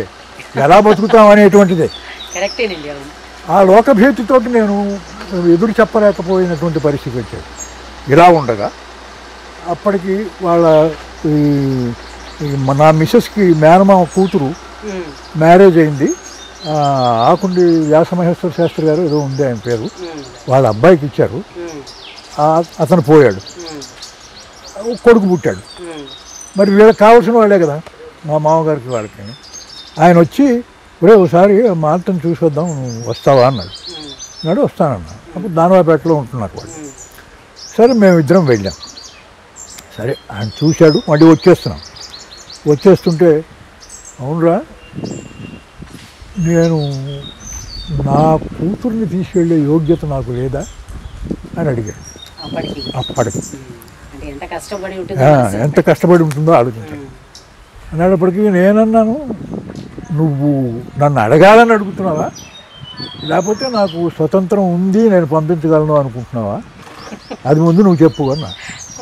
అది నాకు తెలియదు, నేను నా కూతుర్ని తీసుకెళ్ళి నా దగ్గర అట్ట పెట్టుకునేటువంటి యోగ్యత నాకు ఉందా లేదా అన్నాడు. సరే అయితే అప్పుడు నేను మొత్తం ఈ మెట్లన్నీ ఎక్కి పౌరాణిక నాటకాలకి డబ్బులకి వేషాలు వేస్తూ సోషల్ నాటకాల్లో నేర్చుకుంటూ నేను ఉంటున్నా. ఆదరణ ఎక్కువ ఉంది, నాటకాలు పడేవి. ఇప్పుడు బేతా రామచంద్రరావు నాటకాల్లో నేను విశ్వామిత్రుడేశాం. అలా ఉండే కొంచెం డబ్బు చేతిలో ఆడుతుంది కనుక కొంచెం ధైర్యం వచ్చింది నాకు. సరే అయితే నేను బట్టలు సర్దించేస్తాను రాత్రి, మళ్ళీ నువ్వు ఎప్పుడు వచ్చి అడిగినట్టే మళ్ళీ అడుగు. ఆయన నువ్వు అడిగిన తర్వాత అదే మాట అంటాడు, ఇంకొకటి రాదు. అన్నప్పుడు నా నోటమ్మంటే ఒక మాట వస్తుంది.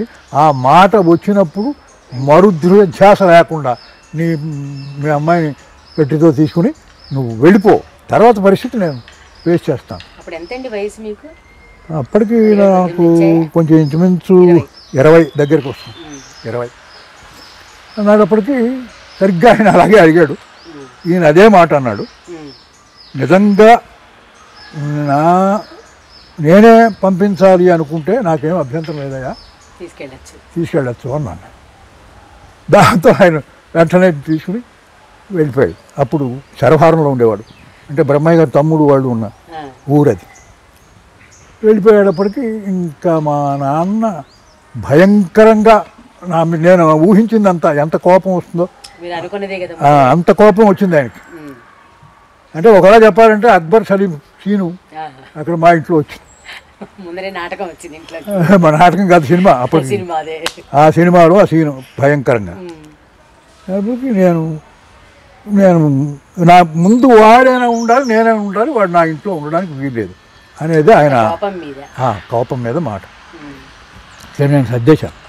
రాదు కాకరపల్లి సత్యనారాయణ గారిని వాళ్ళ అమ్మాయి సత్యాలక్కయ్య అనేవాళ్ళం, మా రాఘవ భట్ల వారి కోడలు. ఆయన్ని బావ అని పిలిచేవాడు, ఈమె అక్కయ్య అని పిలిచేవాడు. ఈ బట్టలు సర్దేసి వాళ్ళ ఇంట్లో పడేశాను. నేను ఓ నాటకాలు ఉన్నాయి నాకు పశ్చిమ గోదావరి జిల్లాలో, బాలనాగంలో మాయాదండం వేసేవాడిని. నేను బయలుదేరుతూ ఉంటే భోజనం చేసి వెళ్ళరా అంది మా అమ్మ. ఆయనకి ఎదురు చెప్పలేదు, నాకు ఎదురు చెప్పలేదు. తల్లి మనసు మధ్యస్థం. నువ్వేం కంగారు పడక్కర్లేదు, భోజనం ఎక్కడైనా దొరుకుతుంది, ఈ రోజుల్లో హోటల్కి వెళ్తే భోజనం ఉంటుంది, నేను వెళ్తున్నాను అని చెప్పేసి వచ్చేసాను. నా చిత్రం మానవ మనస్తత్వం ఇంత బాధపడినా ఈ నాటకాల మీద ఉండే ధ్యాస వల్ల నాకేం బాధ బంధం ఏమీ లేదు. అంటే నాటకాలు తర్వాత చూసుకుందాం. కాదు ఉంది, అదే చెప్తాను ఇప్పుడు. అది నేను వెళ్ళిపోయాను. వెళ్ళిపోయేటప్పటికి 6 నాటకాలు మొత్తం వెస్ట్ గోదావరి డిస్టిక్లో. 6 నాటకాలు ఉన్నంత వరకు నాకు ఇల్లు జ్ఞాపకం లేదు, మనుషులు జ్ఞాపకం లేదు, ఆ పని మీదే. అది అయిపోయిన తర్వాత తిరుగు ప్రయాణంలో మా ట్రూపు నడదోడు స్టేషన్లో దిగింది. అక్కడ భయం వేసింది నాకు. అప్పుడు లేదు, ఇప్పుడు ఇంటికి వెళ్ళాలి, ఎలా ఫేస్ చేయాలి అని ఆలోచించి ఇలా చూస్తూ ఉంటే మా నాన్న నా ముందు నుంచి ఇలా నడిచేయలేడు. నడదోడు స్టేషన్లో ఇలా నేను చూశాను, నా ముందు నుంచి ఇలా నడిచాడు. ఈయన వచ్చాడేమిటి అని చూస్తే అలా వెళ్ళినవాడు మళ్ళీ ఇలా నడిచేడాడు. ఇలా నడిచేళ్ళేటప్పుడు అక్కడ మా అమ్మమ్మ ఉంది. అంటే ఈ గొడవతో ఆవిడ దగ్గరికి వెళ్ళి ఆయన తీసుకుని మళ్ళీ సంధి చేయడానికి ఆవిడని తీసుకొస్తున్నాడని నాకు అర్థమైంది. ఓహో సరే చూద్దాం అయితే ఏమవుతుందని. ఇది డైరెక్షనే కదా, నువ్వు అక్కడ ఉంది ఆవిడ, నువ్వు వెళ్ళు అని చెప్పడమే కదా మళ్ళీ. సరే నేను అక్కడికి వెళ్ళాను. వెళ్తే ఆవిడకు ఏమిరా ఏమిటి గొడవ అని. ఏం గొడవ లేదు, నాకేమి గొడవ లేదు, ఆయనకి ఏమైనా గొడవ ఉంటే నాకేమి తెలియదు. 4 సంవత్సరాలు పెళ్ళయి ఇంటికి వచ్చిన తర్వాత అసలు పుట్టింటికి వెళ్లకుండా అట్టే పెట్టడం అనేది మరి నాకెందుకో నచ్చలేదు. అంచేత నేను ఇంకా నాదే ఇష్టం అన్నారు కనుక నేను నిర్ణయం తీసుకోవాల్సి వచ్చింది అన్న. సర్లే నీ పెళ్ళావు, నువ్వు ఇష్టం వచ్చినట్టు చేసుకున్నావు. చూడండి మళ్ళీ అందరూ తెలివితేటలు. సంక్రాంతి కరెక్ట్గా ఎలాగో పండగకి పంపించావు కనుక నువ్వు కూడా అక్కడికి వెళ్ళు, వెళ్ళు, అయిపోయిన వెంటనే మళ్ళీ తీసుకురా అన్న. డెఫినెట్గా దిగినట్టు. కానీ నేను దిగినట్టు నేను ఆయనకి ఎక్కడ సోర్స్ ఇవ్వలేదు. అంటే ఆయన మీద నాకు గురుంది, కానీ నేను నా మాట నాకే వినని పరిస్థితి నాకు ఉండడం కానీ అయిపోయింది. వెళ్ళాను. అక్కడ అది పత్తిపాడులో దిగి నడిచి వెళ్ళాలి లోపలికి.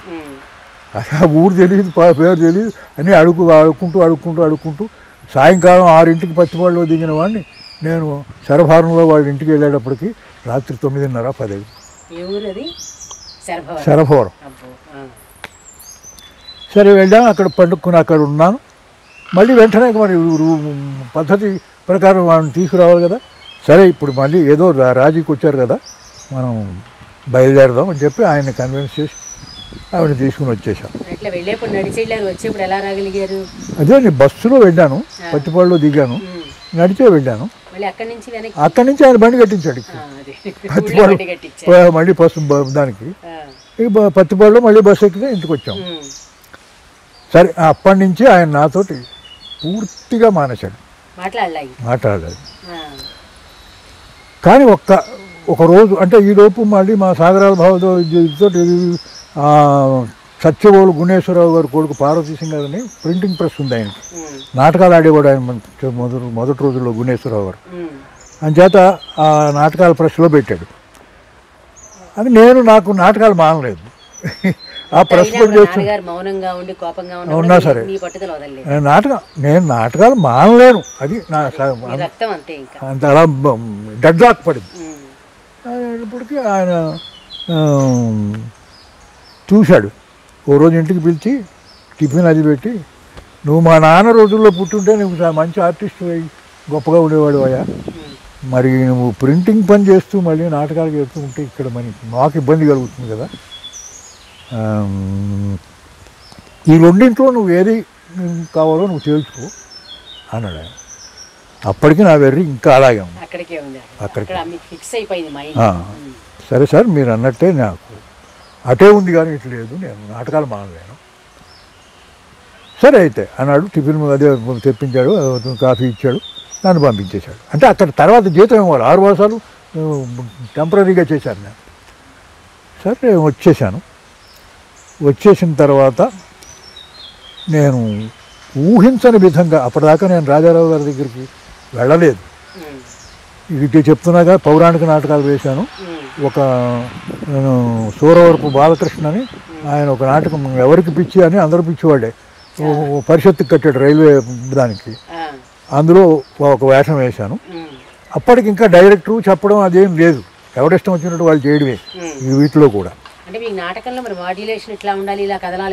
చెప్పాలి, వాళ్ళు చెప్పలేదు, వాళ్ళ ఎక్స్పీరియన్స్డ్. నేను కూడా మరి వాళ్ళకి నచ్చాను అనుకుంటున్నాను, నేను చేసింది నచ్చి ఉంటుంది. ఆ తర్వాత ఈ రాజారావు గారి రాఘవ కళా సమితిలో మేడూరు వీర వెంకన్న గారని ఆయన గౌతమి లైబ్రరీలో ఉంటూ ఆయన నాటకాలు రిహార్సల్స్ చేస్తూ వేయించు ఉండేవాడు.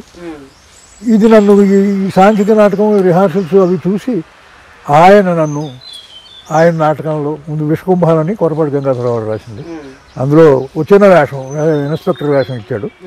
తర్వాత ఆయన పృథ్వీరాజ్ కపూర్ పైసా, కళాకార్ ఈ నాటకాలు వేయడానికి ప్రయత్నించాడు. ఈ ప్రయత్నం చేయడంలో పైసా రిహార్సల్స్ నాటకంలో వేశాను, కానీ 4-5 నాటకాలు వేశాను. ఈ కళాకారు దాంట్లో రిహార్సల్ చేశాం కానీ వేయడం కుదరలేదు.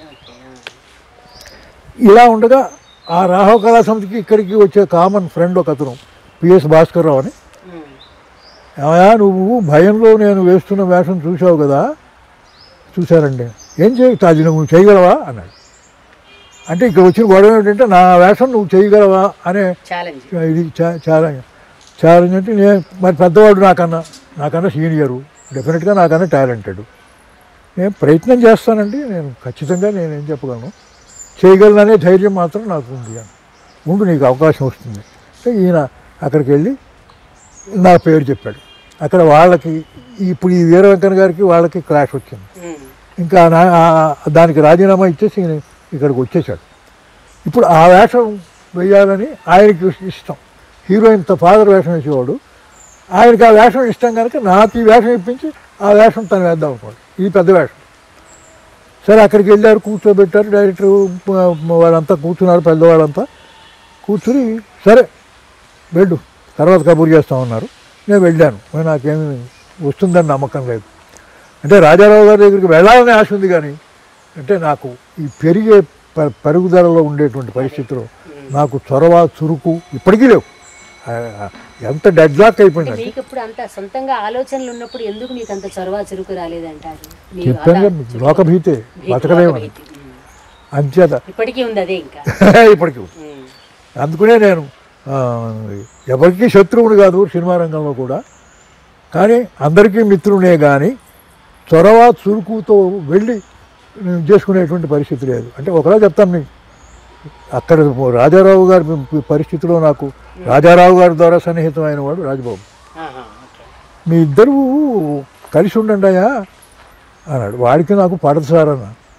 నేను ఉన్నాను కదా వెనక, నీకేమో చొరవ చురుకు లేదు, వాడేమో దూసుకుపోతున్నాడు.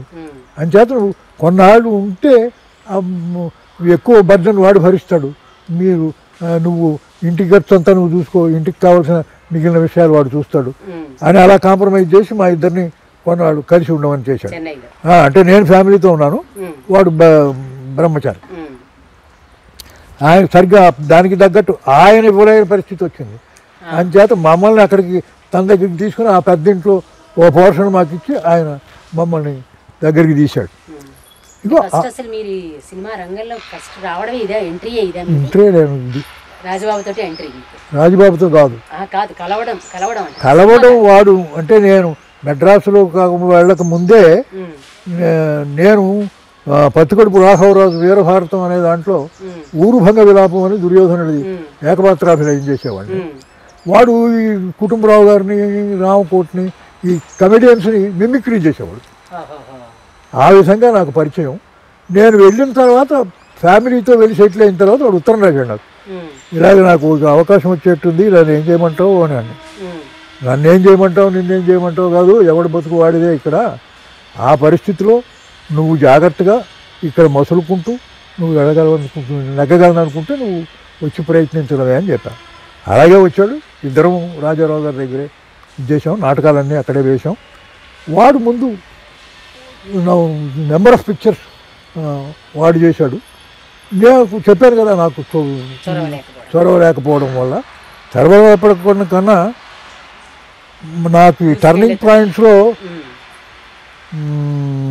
ధనం కన్నా మానధనం మిన్న అనేది నాకు ఫీలింగ్ వచ్చేసింది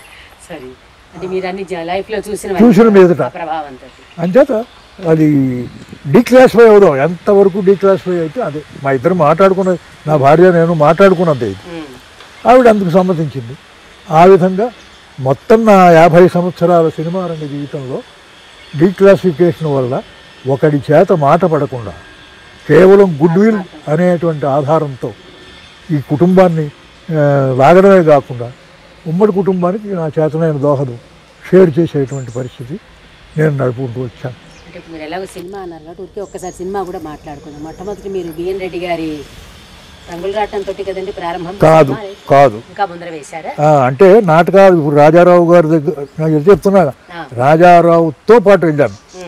ఆయనది ఒక చిత్రమైనటువంటి మనస్తత్వం, నాకు నచ్చినటువంటి మనస్తత్వం. వెళుతూ అక్కడ నేను వెళ్ళి ముందు సర్వే చేయడానికి వెళ్ళాను కదా, ఏమండి నేను ఇద్దరు మనుషులున్నా ఒక మనుషులున్నా ఒకటే అయ్యేటట్టుంది, ఈ హోటల్స్ వాటికి తగలేసే కన్నా నేను ఫ్యామిలీని తెచ్చేసుకుందాం అనుకుంటున్నాను అన్న. తెచ్చేసుకో అంటే మరుమాట లేదు ప్రతిదీ. అంటే ఆయన మనిషిగా ఆయనతో కూడా ఉంటున్న ఇది తోటి ఎంత దోహం అంటే. అలాగే నాకు ఫస్ట్ సినిమా సహస్ర శిరశ్చేద అపూర్వ చింతామణి మోడర్న్ థియేటర్స్ వాళ్ళు. ఆ మోడర్న్ థియేటర్స్ సుందరం గారు మేము ఈ దగ్గర ఉండి నాటకాలు వేస్తున్నాం. ఆ నాటకాలు వేసే వాళ్ళలో ఇంకొకతను ఏ సుబ్బారావు అని అతను ఆయన వచ్చి ఇలా చేస్తున్నాడు, నేను వెళ్ళాను కలిసాను, నువ్వు కూడా కలు, స్టాఫ్ ఆర్టిస్టులు కావాలి వాళ్ళకి, నువ్వు కూడా కలమన్నాడు. ఎలా అంటున్నారు, వెళ్ళమంటారా అన్నాడు. వెళ్ళు అన్నాడు. వెళ్ళాను.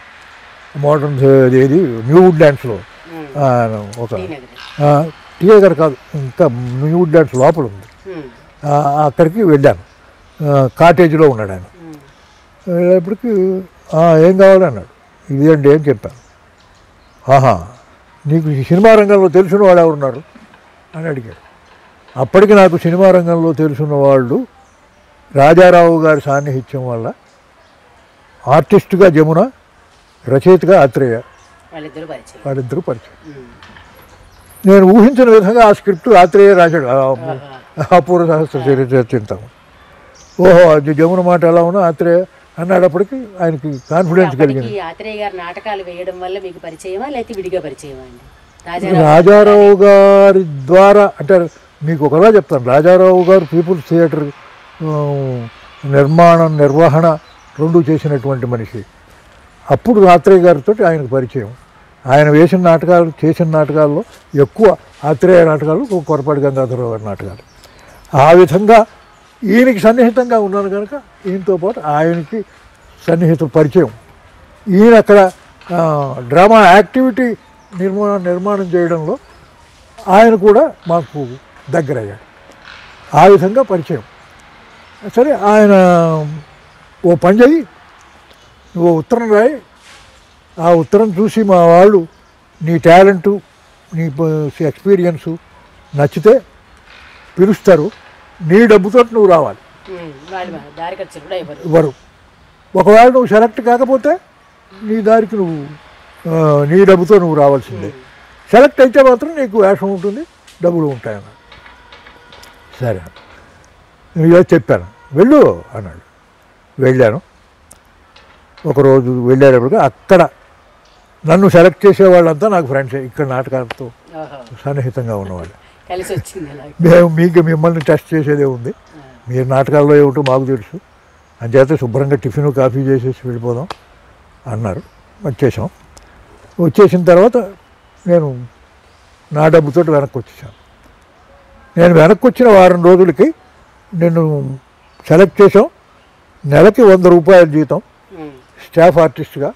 ఇక్కడ ఎవరు డైలాగ్ చెప్పలేకపోయినా ఆ వేషం నువ్వు వేసుకుని ఆ డైలాగ్ చెప్పాల్సి వస్తుంది. ఇలా వచ్చిందండి అన్న. వెళ్ళు, పర్వాలేదు, తప్పేం లేదు, వెళ్ళు అయ్యి అన్నాడు. ఆ విధంగా నేను మోడర్న్ థియేటర్స్లో ఫస్ట్ ఎంటర్ అయ్యాను. నాకు రాజనాథ్ గారు దశావతారం అని పేరు పెట్టాడు. ఓ 10 వేషాలు వేశాను అందులో. ఇలా డైలాగ్ చెప్పలేకుండా ఎవరైనా ఉంటే ఆ వేషం మనం వేసుకొచ్చి అది చెప్పడమే. ఆ విధంగా నాకు 10 వేషాలు వచ్చినట్టే. ఆ కెరియర్ బాగా ఉపయోగపడింది. అక్కడ ఉండగా ఏం జరిగిందంటే, విఠలాచారి గారు రెండో సినిమా అన్నాచెల్లెలు అని ఒక సినిమా, అది విఠలాచారి గారు డైరెక్షన్లో చేస్తున్నారు. ఇక్కడ అసిస్టెంట్గా ఉన్నవాడు వాళ్ళకి కావాల్సి వచ్చాడు. అప్పుడు దీనికి డైరెక్టర్గా ఉన్నటువంటి ఎస్డి లాల్ గారు నన్ను పిలిచి, ఇప్పుడు నువ్వు వెళ్ళి ఏం చేస్తావు, మరి త్యాగరాజు అక్కడ అసిస్టెంట్గా పెడుతున్నాడు, నువ్వు ఉండి చేస్తానంటే నిన్నే ఇక్కడ అసిస్టెంట్గా కంటిన్యూ చేస్తాం, ఇదే జీతం మీద, నెలకు 100 రూపాయల జీతం. ఆవిడ కూడా వచ్చింది. నేను 5ో 10ో అట్టే పెట్టుకుని మిగిలింది ఆవిడకి పంపించేవాడిని. ఆవిడ జీవితం ఇక్కడ వెళ్ళిపోయింది. 100 రూపాయలకి మా ఇద్దరి జీవితం మెడ్రాస్లో నడిచింది మొదటి. Simple life. అది ఇదైన తర్వాత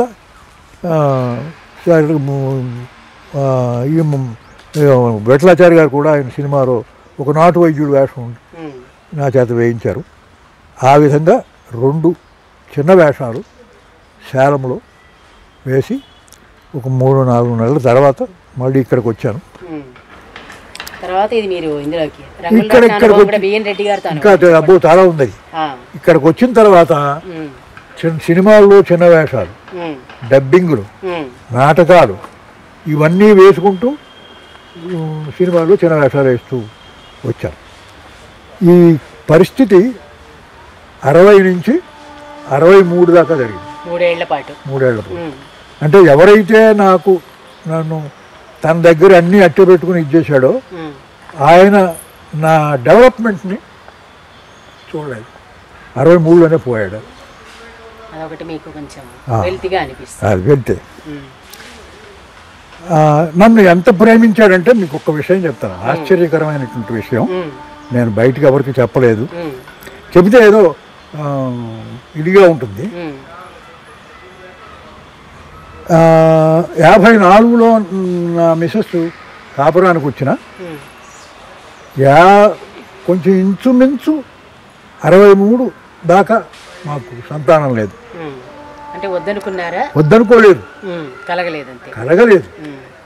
మామూలు మా జీవితం అసలు మాకు సంతానం కావాలని లేదు. మీకు ఇంకోటి వింటాం, మేము బయలుదేరి పెడుతుంటే మమ్మల్ని ఆపాలని ఏదో మనకి సామెత చెబుతారు, కొబ్బరికాయలు దొంగలు వస్తున్నారని ఆచారవంతురాలు దానికి మడిబట్ట కట్టినట్టు ఇది చేశారన్నట్టుగా నా జాతకం రాయించాడు మా నాన్న. ఆ జాతకం రాసిన ఆయన మా నాన్నని సాటిస్ఫై చేయాలని అలా రాశాడని అనుకుంటున్నాను. లేకపోతే జాతకం అలా రాయాల్సిన అవసరం లేదు. నువ్వు అక్కడికి వెళ్ళవు, వెళ్ళినా నువ్వు నిలబడలేవు అని రాయించారు. అలాగే నీకు పిల్లలు పుట్టరు, పుట్టినా దక్కరు అన్నాడు. అంటే నన్ను ఇంకా ఈ జాతకంతో నన్ను ఆపేయాలని ప్రయత్నం చేశాడు ఆయన, జైమిని జ్యోతిషాలయం ఆయన. కానీ మీరు నమ్మి ఉండకపోవచ్చు, కానీ ఇప్పటికి కూడా అదే నడుస్తుంది. నాకు ఏ పోను పిల్లలు బాగా లేకపోతారు, పుడితే పుడతారు, లేకపోతే లేదు. అలాగే సినిమాలో నేను అది నా మొదటి నుంచి ఈ అవగాహనతో నేను లొకేట్ అయిన దాన్ని బట్టి నా డెవలప్మెంట్ ఉంటుంది. నేను లొకేట్ అయితే పైకి వస్తాను, లొకేట్ అవ్వకపోతే కాలగర్భంలో కలిసిపోతాను, అంతే కదా అని మేము నిర్ణయించుకుని వెళ్ళాం. దానికి తగ్గట్టే అక్కడ ఉండి ఆయన ఎన్నో నాటకాలు చేశారు. అన్ని నాటకాల్లోనూ నేను ఆయనకి అసిస్టెంట్గా ఉన్నాను, వేషాలు వేశాను. కానీ ఆయన 63లో పోయేదాకా నేను చిన్న వేషాలు వేయడం, అది తర్వాత ఈ చిన్న నాటకాలు వేస్తూ ఉండేటువంటి పరిస్థితుల్లో రేడియో నాటకాలు, ఇలాగ అనేక విధాల సంపాదన చేసుకుంటూ ముఖ్యంగా డీక్లాసిఫై అవుతూ జీవితం గడపడం వల్ల ఆయన పోయిన మరుసటి సంవత్సరం ఇక్కడ ఒక చిన్న ఇన్సిడెంట్ జరిగింది. ఆయన అలా ఆలోచిస్తాడని నేను అనుకోలేదు. మా అమ్మమ్మ వీళ్ళంతా నాకు పిల్లలు పుట్టలేదని బాధపడ్డం నేను చూశాను, సహజం. ఈయనకి ఎందుకు అనిపించిందో, అవును మీ ఆవిడకి ట్రాన్స్ఫర్స్ ఏమైనా ఉన్నాయా అని అడిగాడు. తెలియదు సార్ లాగా, వెళ్ళి కనుక్కో. నేను ఇంటికి వెళ్ళినప్పుడు వెళ్ళి ఇలాగ నీకు ట్రాన్స్ఫర్స్ ఉన్నాయా అన్న. ట్రాన్స్ఫర్స్ ఉండడం ఏమిటి, సెప్టిక్ అయ్యి నానా బాధపడుతుంటాను నేను. అప్పుడు నేను వచ్చి మీరు అన్నట్టు ట్రాన్స్ఫర్స్ ఉన్నాయటండి, సెప్టిక్ అయ్యి ఇబ్బందిగా ఉందిట అన్న. ఏమీ లేదు, జరగాలని ఏమీ రూల్ లేదు, కానీ ఇక్కడ ట్రాన్స్ఫర్స్ సెప్టిక్ అయ్యి ఈ లాలాజలం లోపలికి కడుపులో పెడితే ఫర్టిలైజ్ అయినటువంటి అండం కూడా ఫెయిల్ అవ్వడానికి అవకాశం ఉండవచ్చు అని ఆయన సూచించారు అన్నాడు. మరి నువ్వు డబ్బు చూసుకుంటే ఆపరేషన్ చేసేస్తాను అన్నాడు. ఆయన ఎల్ఐఎం ఆపరేషన్ చేసే పరిస్థితి. మిగిలిన ఇద్దరు డాక్టర్స్, ఈయనకి గైడెన్స్గా ఉన్న స్నేహితులు ఇద్దరు కూడా ఎంబీబీఎస్. ఆ ఎంబీబీఎస్ రెండో ఆయన ఆపరేషన్స్ చేయగా నేను చూడలేదు, కానీ ఈయన మాత్రం ఆపరేషన్స్ చేసేవాడు. ఆపరేషన్ చేస్తారంటే ఎంత అవుతుందండి అన్న. ఎంత? 25 రూపాయలు. 25 రూపాయలా? ఆశ్చర్యంగా 25 రూపాయలు ఆపరేషన్ చేసిన వాడు అప్పుడు కనిపించాడు. 25 రూపాయలు అయితే రేపే తీసుకొస్తానండి అన్న. తీసుకురా అలా. నేను 25 రూపాయలు ఎక్కడో అక్కడ, అప్పుడు డబ్బులు చేతులు ఆడేది కాదు, మొత్తం మీద ఎక్కడో అక్కడ పుట్టించి అది ఆపరేషన్ ఆయనకి ఇచ్చాను. ఆయన టించర్ కార్డుకో ఐసు గడ్డ గాజు దూది కాటను ఇది వీటి కోసం ఆ 25 రూపాయలు అందుకు ఖర్చు పెట్టాడు. ఆయన పిలిచి మొన్నాడు ఆపరేట్ చేశాడు. ఆపరేట్ చేసి చూపించాడు, ఆవిడకి చూపించాడు, నాకు చూపించాడు. ఇది చూపించిన కొద్ది నెలలకి ఆయన పోయాడు, రాజారావు. ఆయన సెప్టెంబర్ 63 సెప్టెంబర్ 8వ తారీఖు పోయాడు. సరే ఆయన పోయాడు. మేము అప్పటికే ఆయన ఈ రాజబాబుని నన్ను పక్కన పెట్టుకుని చేస్తున్నాం, వాళ్ళ ఇంట్లోనే మేము పక్కన ఉన్నాం. ఆ తర్వాత రాజారావు గారు మీకు మంచి చేసి ఆయన వెళ్ళిపోయారు అంతే. ఆయన నోటి మాట నోటి మాట ఆలోచన ఎందుకు వచ్చిందో కదా చిత్రం అనిపిస్తోంది. ఆయనకే ఎందుకు వచ్చింది అనేది. ఆయనకంటే అంత ఇంటిమేట్గా నన్ను గమనించాడు, నా గమనాన్ని చూశాడు. అంటే నేను అంటున్నది ఆయన నన్ను అంత క్లీన్గా అబ్జర్వ్ చేస్తూ వచ్చాడు, క్లీన్గా అబ్జర్వ్ చేస్తూ వచ్చాడు. అంచేత ఆయనకి ఆ ఆలోచన రావడానికి కారణం అదే అనుకుంటున్నాను. అయ్యి ఉండొచ్చు, అది అబ్జర్వ్ చేయడం బట్టి ఆయన అది ఉండొచ్చేమో అని ఒక సూచన చేశారు. అప్పటికి లేదు కానీ వాళ్ళ పిల్లలు ఎవరు వాళ్ళకి అనుకోవడం కాదు, వాళ్ళ ఐడియాలజీకి అనుకోవడం. అలాగే రామచంద్రారెడ్డి గారి పిల్లలు కూడా ఒక అతను అనుకోవడం, ఒక అతను కాదు. అంటే ఇప్పుడు పిల్లలు అన్నారు కాబట్టి మీ మధ్యలో అడుగుతున్నాను నేను, మీ పిల్లలు కూడా అంటే మీరు సినిమా పరిశ్రమకు రావడం, నాటకాలు ఇవన్నీ పక్కన పెడితే మీరు చిన్నప్పటి నుంచి మీ ఐడియా ఒకటి చెప్పారు, ప్రజానాట్య మండలిలో పనిచేయడం అని. అప్పటికి లేదు. ఆ తర్వాత మీ లైఫ్లో నెక్స్ట్ చెప్తున్నాను అనమాట. ఇది చేసినప్పుడు తర్వాత మీ ఆలోచనలతోటే మీ పిల్లలు ఉన్నారు కొంతవరకే. తల్లిదండ్రుల ప్రభావం అంటే మీకు మీ నాన్నగారి ప్రభావం పడలేదు, మరి చిత్రం అది పడలేదు. మీ ప్రభావం పిల్లల మీద పడింది. అది మీకు ఎలా అనిపించింది? పిల్లలు పెద్దవాళ్ళు అయిన తర్వాత వాళ్ళ మార్గాలు వాళ్ళు వెతుక్కు వెళ్ళడము. అంటే ఇక్కడ ఒక పాయింట్ ఉందండి. మొదటి నుంచి నేను ఎదురీదుతూ వచ్చినటువంటి క్రమంలో ఈ మైల పట్టకపోవడం అనేది నాకు బ్రేక్, మెంటల్ బ్రేక్ అవడం వల్ల ఈ దీని సంబంధమైనటువంటి ఆచారాలనండి,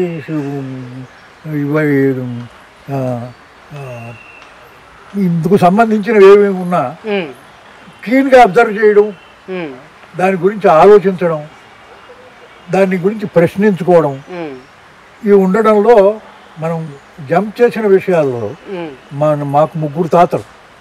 మా తాత తొర్రేడులో ఉండేవాడు, మూడో తాత ఇక్కడ కోట్లింగాల్లో ఉండేవాడు, మా రెండో తాత మేనలుడి మంచి చెడ్డ ఆస్తి ఇచ్చి ఆయన సూపర్వైజ్ చేస్తూ ఈ ఆర్యాపురం మొదటి వీధిలో ఉండేవాడు. ఇలా ఉండడంలో పురోహిత జీవితంలో ఉన్న ఎక్స్ప్లాయిటేషన్ అంతా మా రెండో తాత దగ్గరనే చూశాను. అసలు మామూలుగా అయితే మీకు అడ్డొచ్చాను అనుకోవద్దు, ఆ పదంలో మామూలుగానికి పురానికి హితం కోరేవాడు పురోహితుడు అంటే. అయితే మీరు దానికి వ్యతిరేకం చూశానంటున్నారు. వ్యతిరేకం చూశాను. అయితే ఇప్పుడు మనం ఒకటి మామూలుగా అందరూ చెప్పేది కూడా, ఇప్పుడు అటు వాళ్ళు నక్సలైట్స్ అవనివ్వండి, మరొకళ్ళు అవనివ్వండి, సమాజంలో జరుగుతున్న చెడు మీద పోరాటం చేసి మంచి చేయాలనే ఆలోచనతో ఉంటారు. అది అక్కడికి వెళ్ళే చేయాలంటారు, ఇక్కడ ఉండి చేయలేకపోతామని మీకు ఒక పెద్ద మీ జీవితానుభవంగా అడుగుతున్నాను. జీవితానుభవం నుంచి నేను చెప్పేది ఏమిటంటే, అదే ఫిలాసఫీ ఉన్నా ఆచరణ విషయంలో తీసుకోవాల్సిన నిర్ణయం సకాలానికి తీసుకోకపోతే వాళ్ళు సక్రమంగా కాకుండా ఫెయిల్ అయినటువంటి ఘట్టాలు చాలా జీవితంలో చాలా. అంటే అది కూడా మంచిది అనేది కాలం తేల్చవలసినటువంటి విషయం. కానీ ఏదైనా సరే ఆచరణ, అవగాహన, ఈ రెండు కలిస్తేనే మీకు నడవడం ముందుకు నడుస్తుంది. నేను చెప్తున్నాగా, అందుకనే నాకు ఇంకా తెలుసుకోవడానికే నేను ఉన్నాను, కానీ నేను ఇంకోళ్ళకి చెప్పేటువంటి స్థాయి నాకు లేదు. అంటే ఇన్నేళ్ళ అనుభవంలో కూడా మీకు ఇంకా ఆ స్థాయికి పెంచుకోలేకపోయారా? లేకపోతే మీకు అదే చెప్తున్నా కదా, నాకు ఇంగ్లీష్ నడవదు, తెలుగు మాత్రమే. అంచేత నాకు ఇంగ్లీషు పుస్తకాలు తీసుకొచ్చి పెట్టా, కానీ నేను చదువుకున్నది లేదు. మా తమ్ముడు చదువుకున్నాడు, మా వాడు పొలిటికల్ ఫిలాసఫీ ఎంఏ చదివాడు, 4వ వాడు. ఇప్పుడు వాడే నాకు ఇక్కడ ఆధారం. అలాగా వాళ్ళకు ఉపయోగపడింది, కానీ నేను లోతుకు తెలుసుకునేటువంటి పరిస్థితి నాకు లేదు. అదే అంటే నేను అన్నది అది. ఇప్పుడు మీరు తెలుసుకోవడం, మీ లైఫ్ సరే, మీరు ఎలాగో మీరు హాయిగా ప్రశాంత జీవితం గడుపుతున్నారు. పిల్లలు ఇంకా కొంచెం 40 అలా వచ్చి ఉంటారు అంతే కదా, అంతకంటే వయసు ఉండదు పిల్లలకి. పిల్లలు ఇప్పుడు లేకపోలేదు, 56 పెద్దదానికి, 52 చిన్నదానికి. అంటే మన వాళ్ళు అవి ఎవరైనా ఉన్నారో ఏమైనా ఐడియా ఉందా మీకు? ఏం లేదు అసలు. వాళ్ళే అసలు వెళుతూనే వాడు పిల్లలు ఉండకూడదు అనుకుని వెళ్ళారు, సేవ చేయడం కోసం అనుకునే వెళ్ళారు. నేను అన్నది అది. ఇప్పుడు అక్కడికే వెళ్ళి సేవ చేయాలా? వాళ్ళు ఇక్కడ ఉండి వాళ్ళు ఏది సాధించాలనుకున్నారో అది నలుగురిలో ఉండి చేయలేకపోతామంటారు. నలుగురిలో వాళ్ళు నలుగురిలోనే ఉన్నారంటాను. అది కాదు కదా, వాళ్ళు అది వేరే రహస్యంగా గడపడం కదా. మీరు మీ దాంతో నేను ఏకీభవించట్లేదు. వాళ్ళు అక్కడే ఉన్నారు, వాళ్ళు ఎక్కడున్నారో అక్కడే ఉన్నారు. వాళ్ళు అండర్ గ్రౌండ్ కనుక లోపల బయట వాళ్ళకి కనిపించరు. అదే అందుకనే అంటున్నానండి. అదే నేను అంటున్నది అదే. ఇప్పుడు ఏదైనా సరే, మీరు రష్యన్ రెవల్యూషన్ ఎలా జరిగింది? లేకపోతే చైనా రివల్యూషన్ ఎలా జరిగింది అంటే మీకు ఇంకొకలా చెప్తాను. మిగిలిన విషయాలు తెలివితేటలు నాకు లేకపోయినా పార్లమెంటరీ ప్రజాస్వామ్యం అనేది ఎవరొచ్చినా ఏ పార్టీ వారు వచ్చినా సామ్రాజ్యవాదులకి సేవ చేస్తూ సామాన్యుల్ని అణగదొక్కేటువంటి పరిస్థితి. పార్టీ ఈ పార్టీ అని కాదు, ఏ పార్టీ అయినా, దట్ ఈస్ మై అండర్స్టాండింగ్. అలా కాకుండా ఇలా వెళ్ళిన వాళ్ళు వాళ్ళ అభిప్రాయ భేదాలు ఉండొచ్చు, ఇంకా అందరూ కూడా అభిప్రాయ భేదాలు చాలా ఉన్నాయి. ఆ అభిప్రాయ భేదాలతో కొట్టుకుని చెబుతున్నటువంటి పరిస్థితి.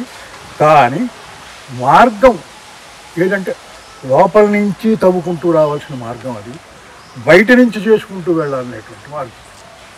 అంటే ఇప్పటి వరకు ఇన్నేళ్లుగా సాగుతుంది కదా, వాళ్ళు ఏదైనా సాధించగలిగారని మీకు అనిపించింది? అన్నేళ్ళు ఇది మనం అలా అని కాదు, ఇప్పుడు ఒక ఆలోచనతో వెళ్ళారు, ఒక సమాజానికి సేవ చేసే ఉద్దేశంతో ప్రారంభించారు. వాళ్ళు కూడా సమాజంలో జరుగుతున్న అన్యాయాల మీద వాళ్ళ అన్యాయాన్ని తోసిపుచ్చడం కోసం బయలుదేరారు కదా, కొంత ఏమైనా సాధించారని మీకు ఏమైనా అనిపించిందా ఎప్పుడైనా? నేను అనుకోవడం కాదు, వాళ్ళని కాదు, జనరల్గా వాళ్ళని ఒక్కళ్ళనే అనటలేదు, ఇలా చెయ్యాలనుకున్న వాళ్ళని. ఏటికి ఎదురీత అనేది చేస్తున్న వాళ్ళకే చాలా కష్టతరంగా ఉండే పరిస్థితిలో ఒడ్డును కూర్చున్న వాళ్ళు దాన్ని నిర్ణయించడం చాలా కష్టం. వాళ్ళకే తెలుస్తుంది ఆ కష్ట సుఖాలు వాళ్ళకే తెలుస్తుంది. ఆ కష్ట సుఖాలు వాళ్ళకి తెలిసినా దాన్నే కొనసాగిస్తున్నారంటే వాళ్ళు ఎన్నుకున్న మార్గాన్ని వాళ్ళు అర్థం చేసుకుని నడుస్తున్నారని అనుకోవాలి. అది మనకి నచ్చచ్చు, నచ్చకపోవచ్చు, మనం చేయలేకపోవచ్చు. అది నేను అంటే డెమోక్రాటిక్ బేస్లో నాకు ఏ స్వేచ్ఛ అయితే నా పెద్దల వల్ల లేదో ఆ స్వేచ్ఛ వాళ్ళకి మేము ఇచ్చామని అనుకుంటున్నాం. తప్పు లేదు. ఇప్పుడు వాళ్ళ ఆలోచన ప్రకారంగా వాళ్ళని వదలడంలో తండ్రిగా మీరు సరైన నిర్ణయం తీసుకున్నట్టే లెక్క. అయితే ఇప్పుడు మామూలుగా సహజంగా సామాన్య మానవులుగా మాట్లాడుకుందాం. ఒక వయసు వచ్చిన తర్వాత పిల్లల దగ్గర ఉండే ఆనందం వేరు. అదే మీరు అలాంటిది ఎప్పుడైనా నాకు ఆనందం లేదని కాదు, మీరు ఎలా ఎందుకు అనుకుంటున్నారు అడుగుతున్నారండి. అందుకే మీరు ఎలా ఉందనేది అడుగుతున్నారు. నేను చేయలేకపోయింది వాళ్ళు చేయగలుగుతున్నారు అనేటువంటి సంతృప్తి నాకు అంతే. నేను చేయాలనుకున్నాను, మీరు చేయలేకపోయారు. నా పరిస్థితులు నాకు అనుకూలించాయి. నా జ్ఞానం నాకు చాలలేదు. అది కూడా నేను నిర్మోహమాటంగా చెప్తాను. నా జ్ఞానం నాకు చాలలేదు. అంటే మీరు జీవన పోరాటంలో ఉండడం వల్ల ఎక్కువ జ్ఞానం సంపాదించలేదు. పిల్లలకి మీకు ఆ ఫ్రీడమ్ ఇవ్వడం వల్ల మీరు వాళ్ళు సాధించగలిగారు. సాధించగలిగి వాళ్ళు నిలదొక్కున్నారు. ఒకరోజు కాదు, 2 రోజులు కాదు, ఇప్పుడు 33, 34, 35, 36 సంవత్సరాలు అయింది వాళ్ళు ఇక్కడి నుంచి వెళ్ళిపోయి.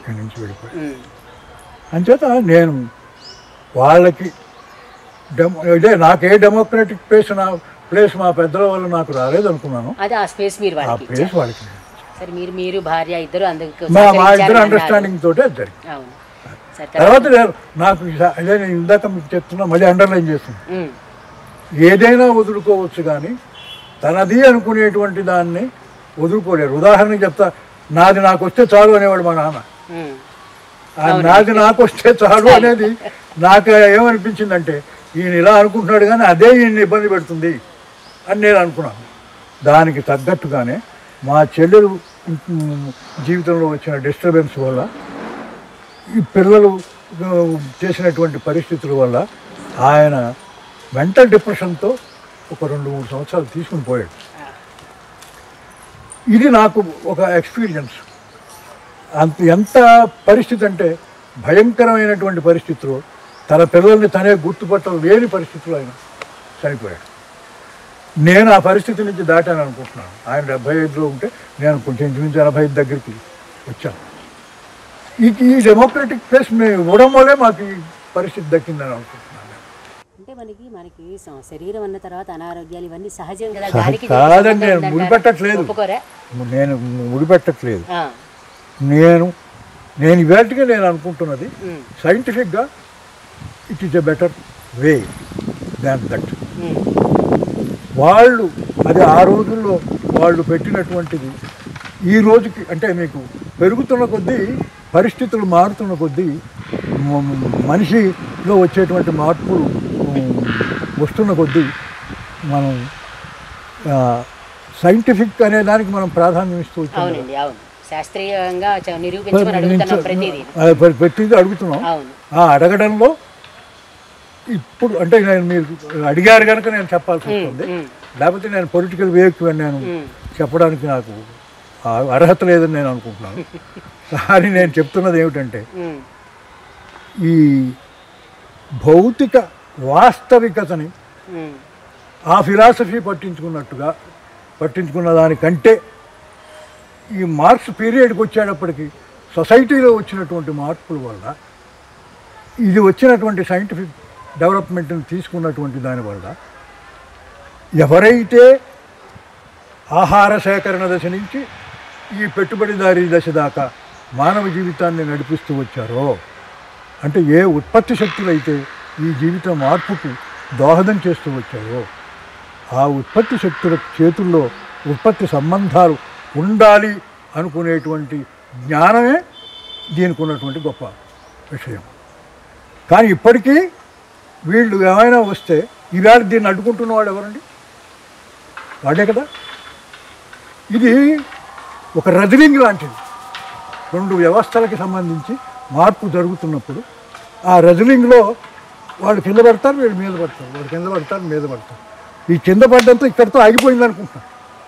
అంటే నాకు కలుగుతున్న బాధ ఏమిటంటే కమ్యూనిజం కొలాప్స్ అయిపోయింది, పతనం అయిపోయింది అనుకుంటున్నాను. నా దృష్టిలో పతనం కాలేదు. ఇది ఒక యుద్ధం. ఒక వర్గం ఒక వర్గం మరొక వర్గాన్ని రూట్అవుట్ చేసేటువంటి వ్యవహారం. ఈ రూట్అవుట్ చేసే వ్యవహారంలో అప్పుడు అది నెగ్గింది. అది ఉన్నప్పుడు మిగిలిన దేశాల కన్నా చాలా ఉన్నతమైనటువంటి జీవితాన్ని అక్కడ ఉన్న వాళ్ళకి అందించింది. మళ్ళీ అందులో వచ్చిన వాళ్ళు మళ్ళీ ఇది చేశారు. It is a contradiction. ఆ కాంట్రడిక్షన్లో వీళ్ళు వాళ్ళని రూట్అవుట్ చేస్తారు, వాళ్ళు వీళ్ళని రూట్అవుట్ చేస్తారు. ఆ క్రమంలో ఇది జరుగుతుంది. జరిగే దాంట్లో మీకు ఉదాహరణకు ఒకలా చెప్తాం. నార్ల వెంకటేశ్వరరావు గారు సోషలిజం దాకా అంగీకరించారు. ఆయనకి కమ్యూనిజం మీద నమ్మకం లేదు. ఓకే, అది మనం ఏమి కాదనలేము, అభిప్రాయం అది. కానీ సోషలిజం దాకా అంగీకరించిన ఆయన నవయుగాల బాటలో కాలబోగు పాత కాలాల భావాలు విప్లవాగ్నులందు వ్రేల్చకుండా విప్లవము బ్రతుకు విధమును మార్చురా, ఇది ఆయన చెప్పిన మాట. అది చెప్పాడు, గొప్ప విషయం. కానీ కమ్యూనిజం మీద నమ్మకం లేదు. దీనికి దానికి తేడా ఏమిటి? అది నాకు తెలిసి చెబుతున్నటువంటి పరిస్థితిలో ఈ సోషలిజం పనికి తగిన ఫలితం, అదే దీని నుంచి వెళ్ళిన తర్వాత మానవుడు ఈ సొంత ఆస్తి అనేటువంటి పరిస్థితి నుంచి బయటపడ్డాక, వెళ్ళడం అంటే అది మనం ఎవరైనా గుర్తించకపోయినా గుర్రాడప్పారావు గారు గుర్తించారు. ఎల్లలోకము ఒక్క ఇల్లై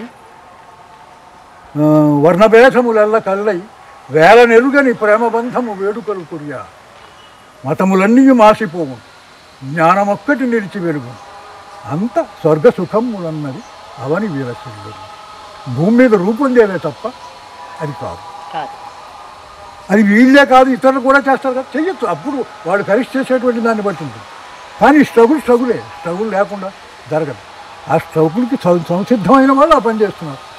ఆ స్ట్రగుల్లో ఎదురెదడానికి సిద్ధపడ్డ వాళ్ళు దాన్ని ఎదుర్కోవడానికి వెళ్ళి చేస్తున్నారు.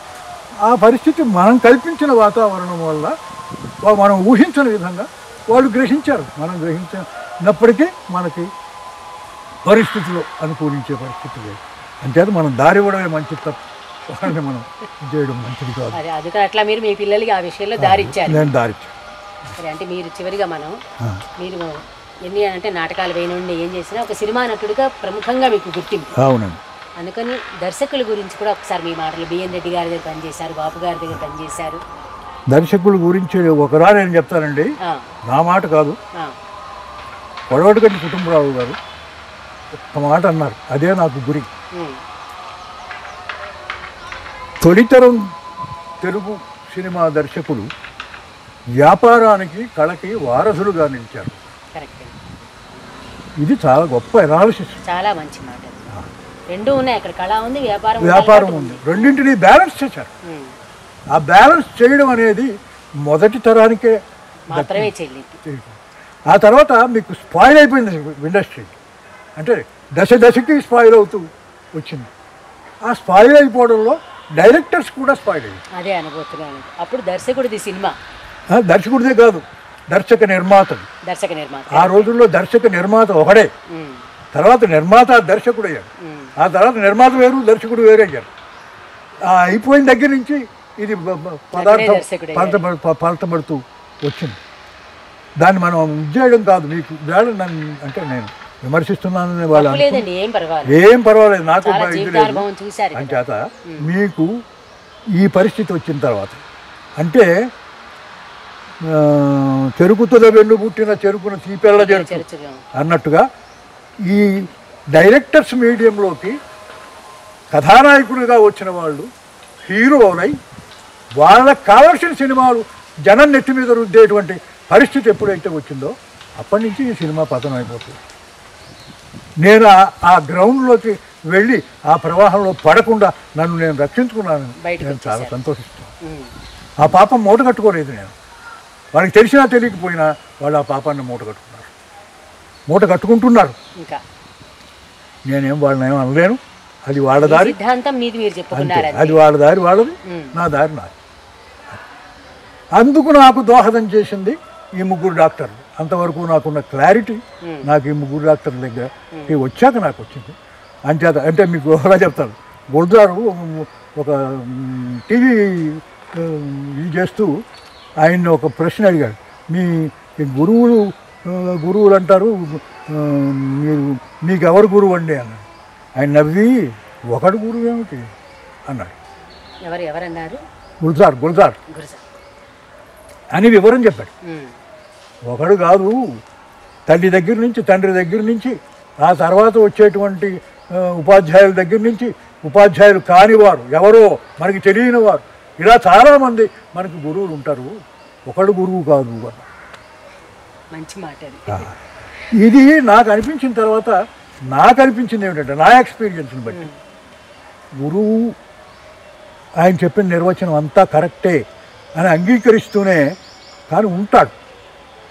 అంటే నేను ఏ జీవితాన్ని అయితే ఆశించానో ఆ జీవితాన్ని తన ప్రమేయం లేకుండా తన వెనక ఉండి ఆ పరిస్థితుల్లో నేను నెగ్గడానికి కావలసిన వాతావరణాన్ని నాకు కల్పించిన వాళ్ళే నా గురువు. ఒకరు కాదు, ఎవరెవరైతే ఉండి నాకు దోహదం చేశారు, నాకు అవకాశం కల్పించారు, ఇది వచ్చిన తర్వాత నేను పైకి ఎదగడానికి దోహదం చేశారు, వాళ్ళంతా నాకు గురువులే, గురు సమానులే. ఇది నా కాన్సెప్ట్. ఉంటాడు ఎటొచ్చి వాళ్ళు చెయ్యాలి. ఇప్పుడు నా పిల్లల్ని అడిగితే ఏమంటారు వాళ్ళకి ఎవరు లేరు, మేమే పూర్తి గురువులు. వాళ్ళకి గురువులు స్థానంలో ఉన్నవాళ్ళం మేమే. ఇప్పుడు అదే నేను అడిగితే ఈ ముగ్గురే నాకు ఇంకెవరూ లేరు అన్నాం. అనేక మంది ఉన్నారు. అందులో భాగంగా ఎక్కువ ఇనిషియేటివ్ తీసుకుని మా మంచి చెడ్డల గురించి ఆలోచించిన వాళ్ళు వీళ్ళు ముగ్గురు: ఉత్తరపల్లి రామచంద్రారెడ్డి, డాక్టర్ రాజారావు, డాక్టర్ రామదాస్. మిగిలిన వాళ్ళు గ్రహించలేదు. నాకు ఈ పొలిటికల్ సెన్స్ ఉండడం వల్లే మిగిలిన వాళ్ళు అందరూ వచ్చి మహానుభావులు, రాజారావు గారిని కానీ ఆయన్ని కానీ అందరూ మహానుభావులు. నేను వాళ్ళని మహానుభావులు అనలేదు. కానీ నాకు ఈ కోణ నుంచి నేను చూశాను కనుక వాళ్ళని నేను అర్థం చేసుకున్నాను. నా జీవితాన్ని నేను తీర్చిదిద్దుకోవడానికి దోహదం చేసిన గురు పరంపరలో వాళ్ళు ముఖ్యులు అని నేను. దర్శకుల గురించి కూడా ఒక్కసారి చెప్పండి. అలాగే బిఎన్ రెడ్డి గారి దగ్గరికి వెళ్ళేదాకా నాకు సినిమా అనేది ఒక వ్యామోహమే తప్ప ఒక అవగాహన లేదు. ఈ చిన్న వేషాలు వేయడంలో నిజంగా చెప్పాలంటే ఆయన చాలా తాపి ధర్మారావు గారి అబ్బాయి తాపి చాణుక్య. ఆయన నేను ఇక్కడ సీతారామరాజు రిహార్సల్స్ చేస్తూ ఉంటే సాలారని పాత అది కూడా చెప్పాలి, పాత ప్రజానాట్య మండలిలో మనిషి. నేను పాత ప్రజానాట్య మండలి టైంకి 7 సంవత్సరాలు, 8 సంవత్సరాలు, 9 సంవత్సరాలు, 10 సంవత్సరాలు కుర్రాడిని. నేను దాంతో నాకు సంబంధం లేదు. కానీ పాత ప్రజానాట్య మండలి కోసం డెడికేట్ అయి పనిచేసిన మనిషి దగ్గర నేను పనిచేశాను కనుక ఆయనతో నేను తర్వాత దశలో ఆయనలో పార్టిసిపేట్ చేశాను కనుక నేను కూడా అందులో ఉన్నానని అనుకుంటున్నాను. మొన్న కూడా ఒంగోలుకి అది చెప్తే నేను చెప్పాను, మళ్ళీ కావాలంటే నేను వచ్చి మాట్లాడతాను అని. వాళ్ళు ఇక్కడి నుంచి నాతో మాట్లాడించారు. అందుచేత నేను పాత ప్రజానాట్య మండలికి నాకు వయసు తక్కువ, కానీ దాని స్పిరిట్ని నాకు రాజారావు గారి దగ్గర ఉండడం వల్ల ఆనాడు ప్రజానాట్య మండలిలో పనిచేసిన వాళ్ళందరికీ సన్నిహితంగా నేను ఉండి మసులుకోవడం వల్ల అందరూ అలా అనుకుంటున్నారు తప్ప నాకప్పుడు అందులో పనిచేసేటువంటి పరిస్థితి లేదు, వయసు లేదు. అంచేత నేను అనుకుంటున్నది ఏమిటంటే వీళ్ళ ద్వారా నాకు ఈ మార్గానికి నా అంతటి నేను చొరవ తీసుకుని ఒక పరిమితిలో నేను నడవగలిగిన పరిస్థితి వచ్చింది కనుక నేను I'm the disciple of doctor Rajarao అంటే ఈ పరంపరలో భాగంగా ఆయన నాకు ఇది కల్పించాడు. అంచేత ఆయన నేను గురువు అనుకుంటున్నాను. నేను అనేది బిఎన్ రెడ్డి గారు నా ఉద్దేశంలో అంటే ఒకలా చెప్తానండి, పి పుల్లయ్య, సి పుల్లయ్య వీళ్ళిద్దరూ కూడా అటు ఇటు దాదా ఫాల్కే పీరియడ్ నుంచి సన్నిహితంగా మసులుతూ వచ్చిన వాళ్ళు.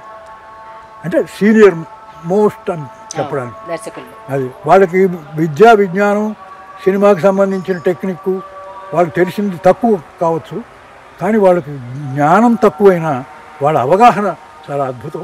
వాళ్ళు చేసినటువంటి సినిమాలు కనుక మనం చూస్తే టెంపో అనేది ఎక్కడ పడిపోకుండా దెబ్బతినకుండా మిగిలిన విషయాలు సినిమాకి సంబంధించిన క్వాలిటీస్ ఎంతవరకు ఉన్నాయనేది కావచ్చు. క్వాలిటీస్ కూడా వాళ్ళు మారిన సినిమాతో పాటు మారాడు.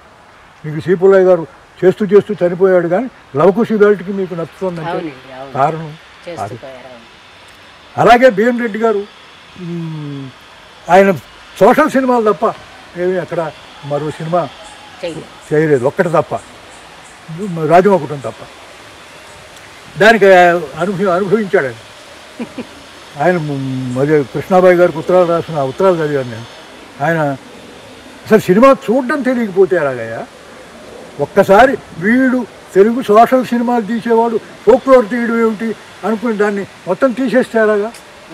సినిమాకి కావాల్సింది మామూలు స్క్రిప్టే కాకుండా ఇంకా అనేకమైనటువంటి అంశాలు ఉన్నాయి.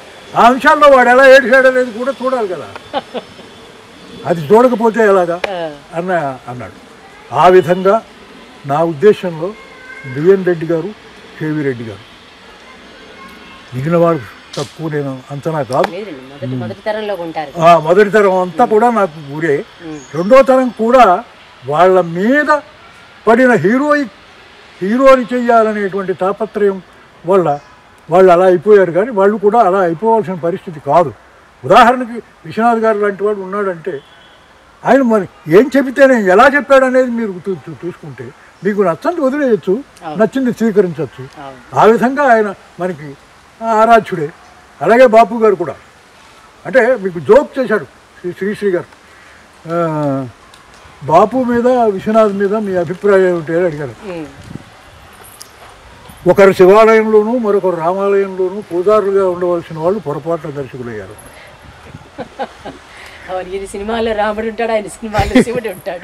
లేకుండా అది నా ఉద్దేశం, నేను జోక్గానే తీసుకున్నాను. అంటే ఉన్న పరిస్థితి అంటే వాళ్ళు అటు అయ్యారు, సినిమా ఆలయం అది. మరి అలాగే నేను బిఎన్ రెడ్డి గారి తర్వాత కేవీ రెడ్డి గారు నేను పనిచేసే అవకాశం నాకు కలగలేదు. కానీ బిఎన్ రెడ్డి గారి దగ్గర ఉన్నది ఏమిటంటే తన సినిమాని టెంపోతో నడిపించడంతో పాటు దానికి ఉండవలసినటువంటి దోహదం చేసేటువంటి విషయాలు అన్నీ కూడా ఎలా వచ్చాయి అనేది చాలా జాగ్రత్తగా క్లీన్గా అబ్జర్వ్ చేసుకుంటూ సినిమా తీసుకుంటూ వచ్చిన వ్యక్తి. ఎటొచ్చి ఆయనకున్న తేడా ఏమిటంటే నాకు అనిపిస్తున్నది, కేవీ రెడ్డి గారికి బిఎన్ రెడ్డి గారికి ఉన్న తేడా ఏమిటంటే మహారణ్యంలోకి దారి తెలియని విధంగా ఒక పసిపిల్లవాడు వెడితే దాన్ని అంతనీ ఛేదించుకొని చెప్పవలసిన విధానాన్ని తెలుసుకోవాల్సిన విధానాన్ని తెలుసుకొని చెప్పినట్టుగా ఉంటుంది బిఎన్ రెడ్డి గారి సినిమా. కానీ కేవీ రెడ్డి గారిది అన్నీ తెలిసి సర్వే చేయడానికి వెళ్ళినటువంటి ఒక జ్ఞాని. అంటే మీకు ఎమోషన్స్లో కూడా బిఎన్ రెడ్డి గారికి కేవీ రెడ్డి గారికి తేడా, ఓవర్ డోస్ బిఎన్ రెడ్డి గారి దాంట్లో కనిపిస్తుంది, సమానంగా బ్యాలెన్స్డ్గా ఉంటుంది. మరి కళకి పొందికే కదా కావాల్సి, ఆ పొందికే కేవీ రెడ్డి గారి దగ్గర ఉంది. కానీ ఆ బ్యాలెన్సు అవన్నీ ఉండడం వల్ల మరి బిఎన్ రెడ్డి గారికి గవర్నమెంట్ దృష్టి పడింది, కానీ కేవీ రెడ్డి గారికి మీద పడలేదు. మరి ఇదే వారికి మరి నిజంగా ఇవ్వాలంటే మరి కేవీ రెడ్డి గారికి కూడా ఇవ్వాలి. రోజు కూడా విజయవాడ కేవీ రెడ్డి గారి సినిమాలకి ఆదరణ ఇంకా కంటిన్యూ అవుతుంది వాటికి కూడా కొత్తగా అనిపిస్తుంది. నేను అంటున్నది మీకు కథాకథనంలో ఎన్ని మార్పులు వచ్చినా ఆయన తీసేటువంటి విధానంలో ఆయన బ్యాలెన్స్ క్యారెక్టర్స్ నడిపించడం ఇవన్నీ కూడా కేవీ రెడ్డి గారి మనకి అద్భుతంగా ఉంటుంది. ఒక్క ఫ్రేమ్ చూస్తుంటే అది పెయింటింగ్ అంత బ్యాలెన్సింగ్గా పెయింటింగ్ పెట్టినట్టుగా ఉంటుంది. కానీ అది అక్కర్లేదు కదా. తర్వాత ముఖ్యంగా నాకు అనిపిస్తున్న విషయం ఏమిటంటే అంటే మీకు దాన్ని ఏమంటాము మన తెలుగు సినిమాకి సంబంధించి మిగిలిన సినిమాలకు కూడా ఇండియాలో అదే లక్షణం అనుకోండి. ఇది దాన్ని ఏమంటాం అయ్యో మాస్ ఇమేజ్ అంటారా?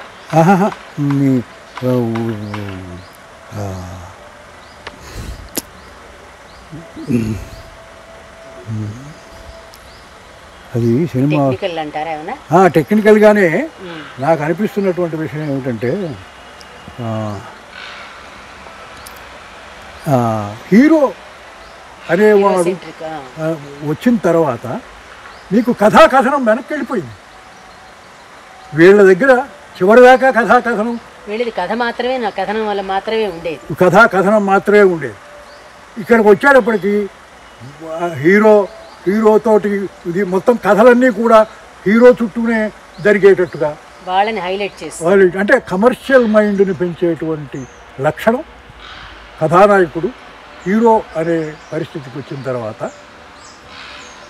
నీరో అయిపోయి కథలు కూడా ఏమీ జరక్క ఎక్కడికక్కడ పడిపోయేటువంటి పరిస్థితి తెలుగు సినిమాకే కాదు ఇండియాలో ఉండేటువంటి స్టేట్ వైడ్గా ఉండేటువంటి కమర్షియల్ బేస్డ్ సినిమాలన్నీ కూడా అలాగే వచ్చాయి.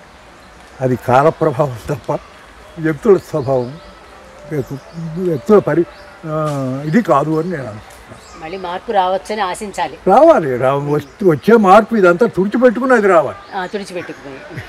ఇది ఉండగా అది రాదు. అది చాలా సంతోషం అండి. అది నాకు అనిపిస్తున్న విషయం. ఇది డైరెక్టర్స్ మీడియం అదే అందుకునే అంటాను నేను. ఎవరో అన్నారని అనుకుంటున్నాను నేను. ఎవరో చెప్పారు నా చెవికి నేను నటుడిని కాదు అని. నా మిత్రుడే, నేను పేరు చెప్పను. నేను అంటున్నది ఏమిటంటే నటుడి మీడియా నాటకం, సినిమా దర్శకుడు. ఇక్కడ నటుడు వాడు ఇష్టం వచ్చినట్టు వాడు ఏం పొడి చేసేది ఏమి ఉండదు. దర్శకుడు ఎలా చెబితే అలాగా ప్లాస్టర్ ఆఫ్ ప్యారిస్ లాగా వదిలి చెయ్యాలి. నేను నెంబర్ ఆఫ్ క్యారెక్టర్స్ చేయకపోవచ్చు, చేసినవి ఫోకస్లోకి రాకపోవచ్చు, వచ్చినవేవో వచ్చాయి. ఆ తర్వాత వచ్చినటువంటి పరిస్థితిలో నేను ఈ కమర్షియల్ మైండ్కి దూరంగా ఉన్నాను కనుక నేను వాటిలో పని చేయలేకపోవచ్చు. కానీ ఈ పరిస్థితిలో వెళ్ళిన మీరు అక్కడ డైరెక్టర్స్ చెప్పిన చోట చేశారు. ఇవన్నీ బాగా వచ్చాయా? విశ్వనాథ్ గారి దగ్గర మీరు బాగుండి ఇంకొకళ్ళ దగ్గర మీరు బాగోలేకుండా ఉన్నాయా? దర్శకుడి సినిమా అనడానికి అదే.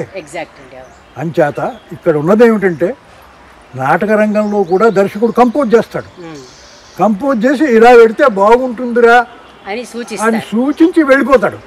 వీళ్ళ మీద కమాండ్ ఏమి ఉండదు వాడికి, మాట్లాడరు. కానీ ఇక్కడ నటుడి యొక్క బాధ్యత ఏమిటంటే ఆయన కంపోజ్ చేసిన దాన్ని జీర్ణం చేసుకుని చేసే క్రమంలో స్వతంత్రంగా పాత్రను ఇంకా ఫోకస్ చేయడానికి, దాని స్వభావాన్ని మరింత ముందుకు తీసుకురావడానికి ఏం చేయాలని ఆలోచించుకుంటూ చేయడం రంగస్థల నటుడు చేసేటువంటి పని. అదే సినిమా నటుడు అయితే నువ్వేం చేయవు, వాడు ఏం చేయమంటే అది నువ్వు అలా చేయాలి. నీ స్వతంత్రం ఏమీ కుదరదు.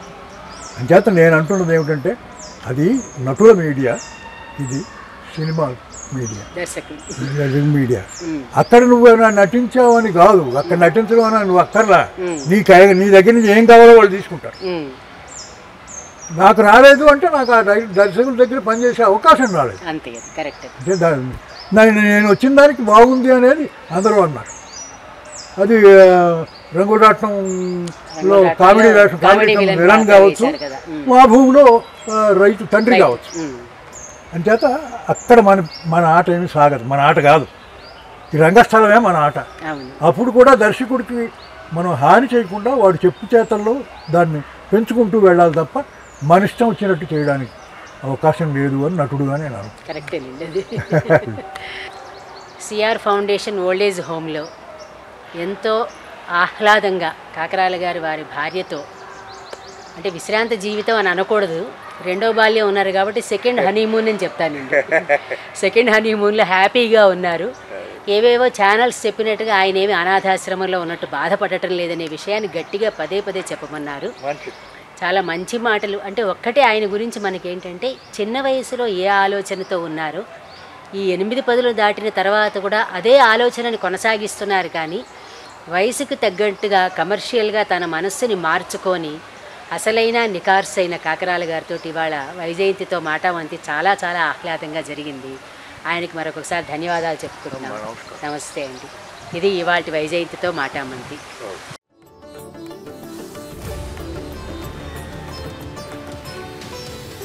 వ్యూస్ యూట్యూబ్ ఛానల్లో లైక్ చేయండి, షేర్ చేయండి, సబ్స్క్రైబ్ చేయండి.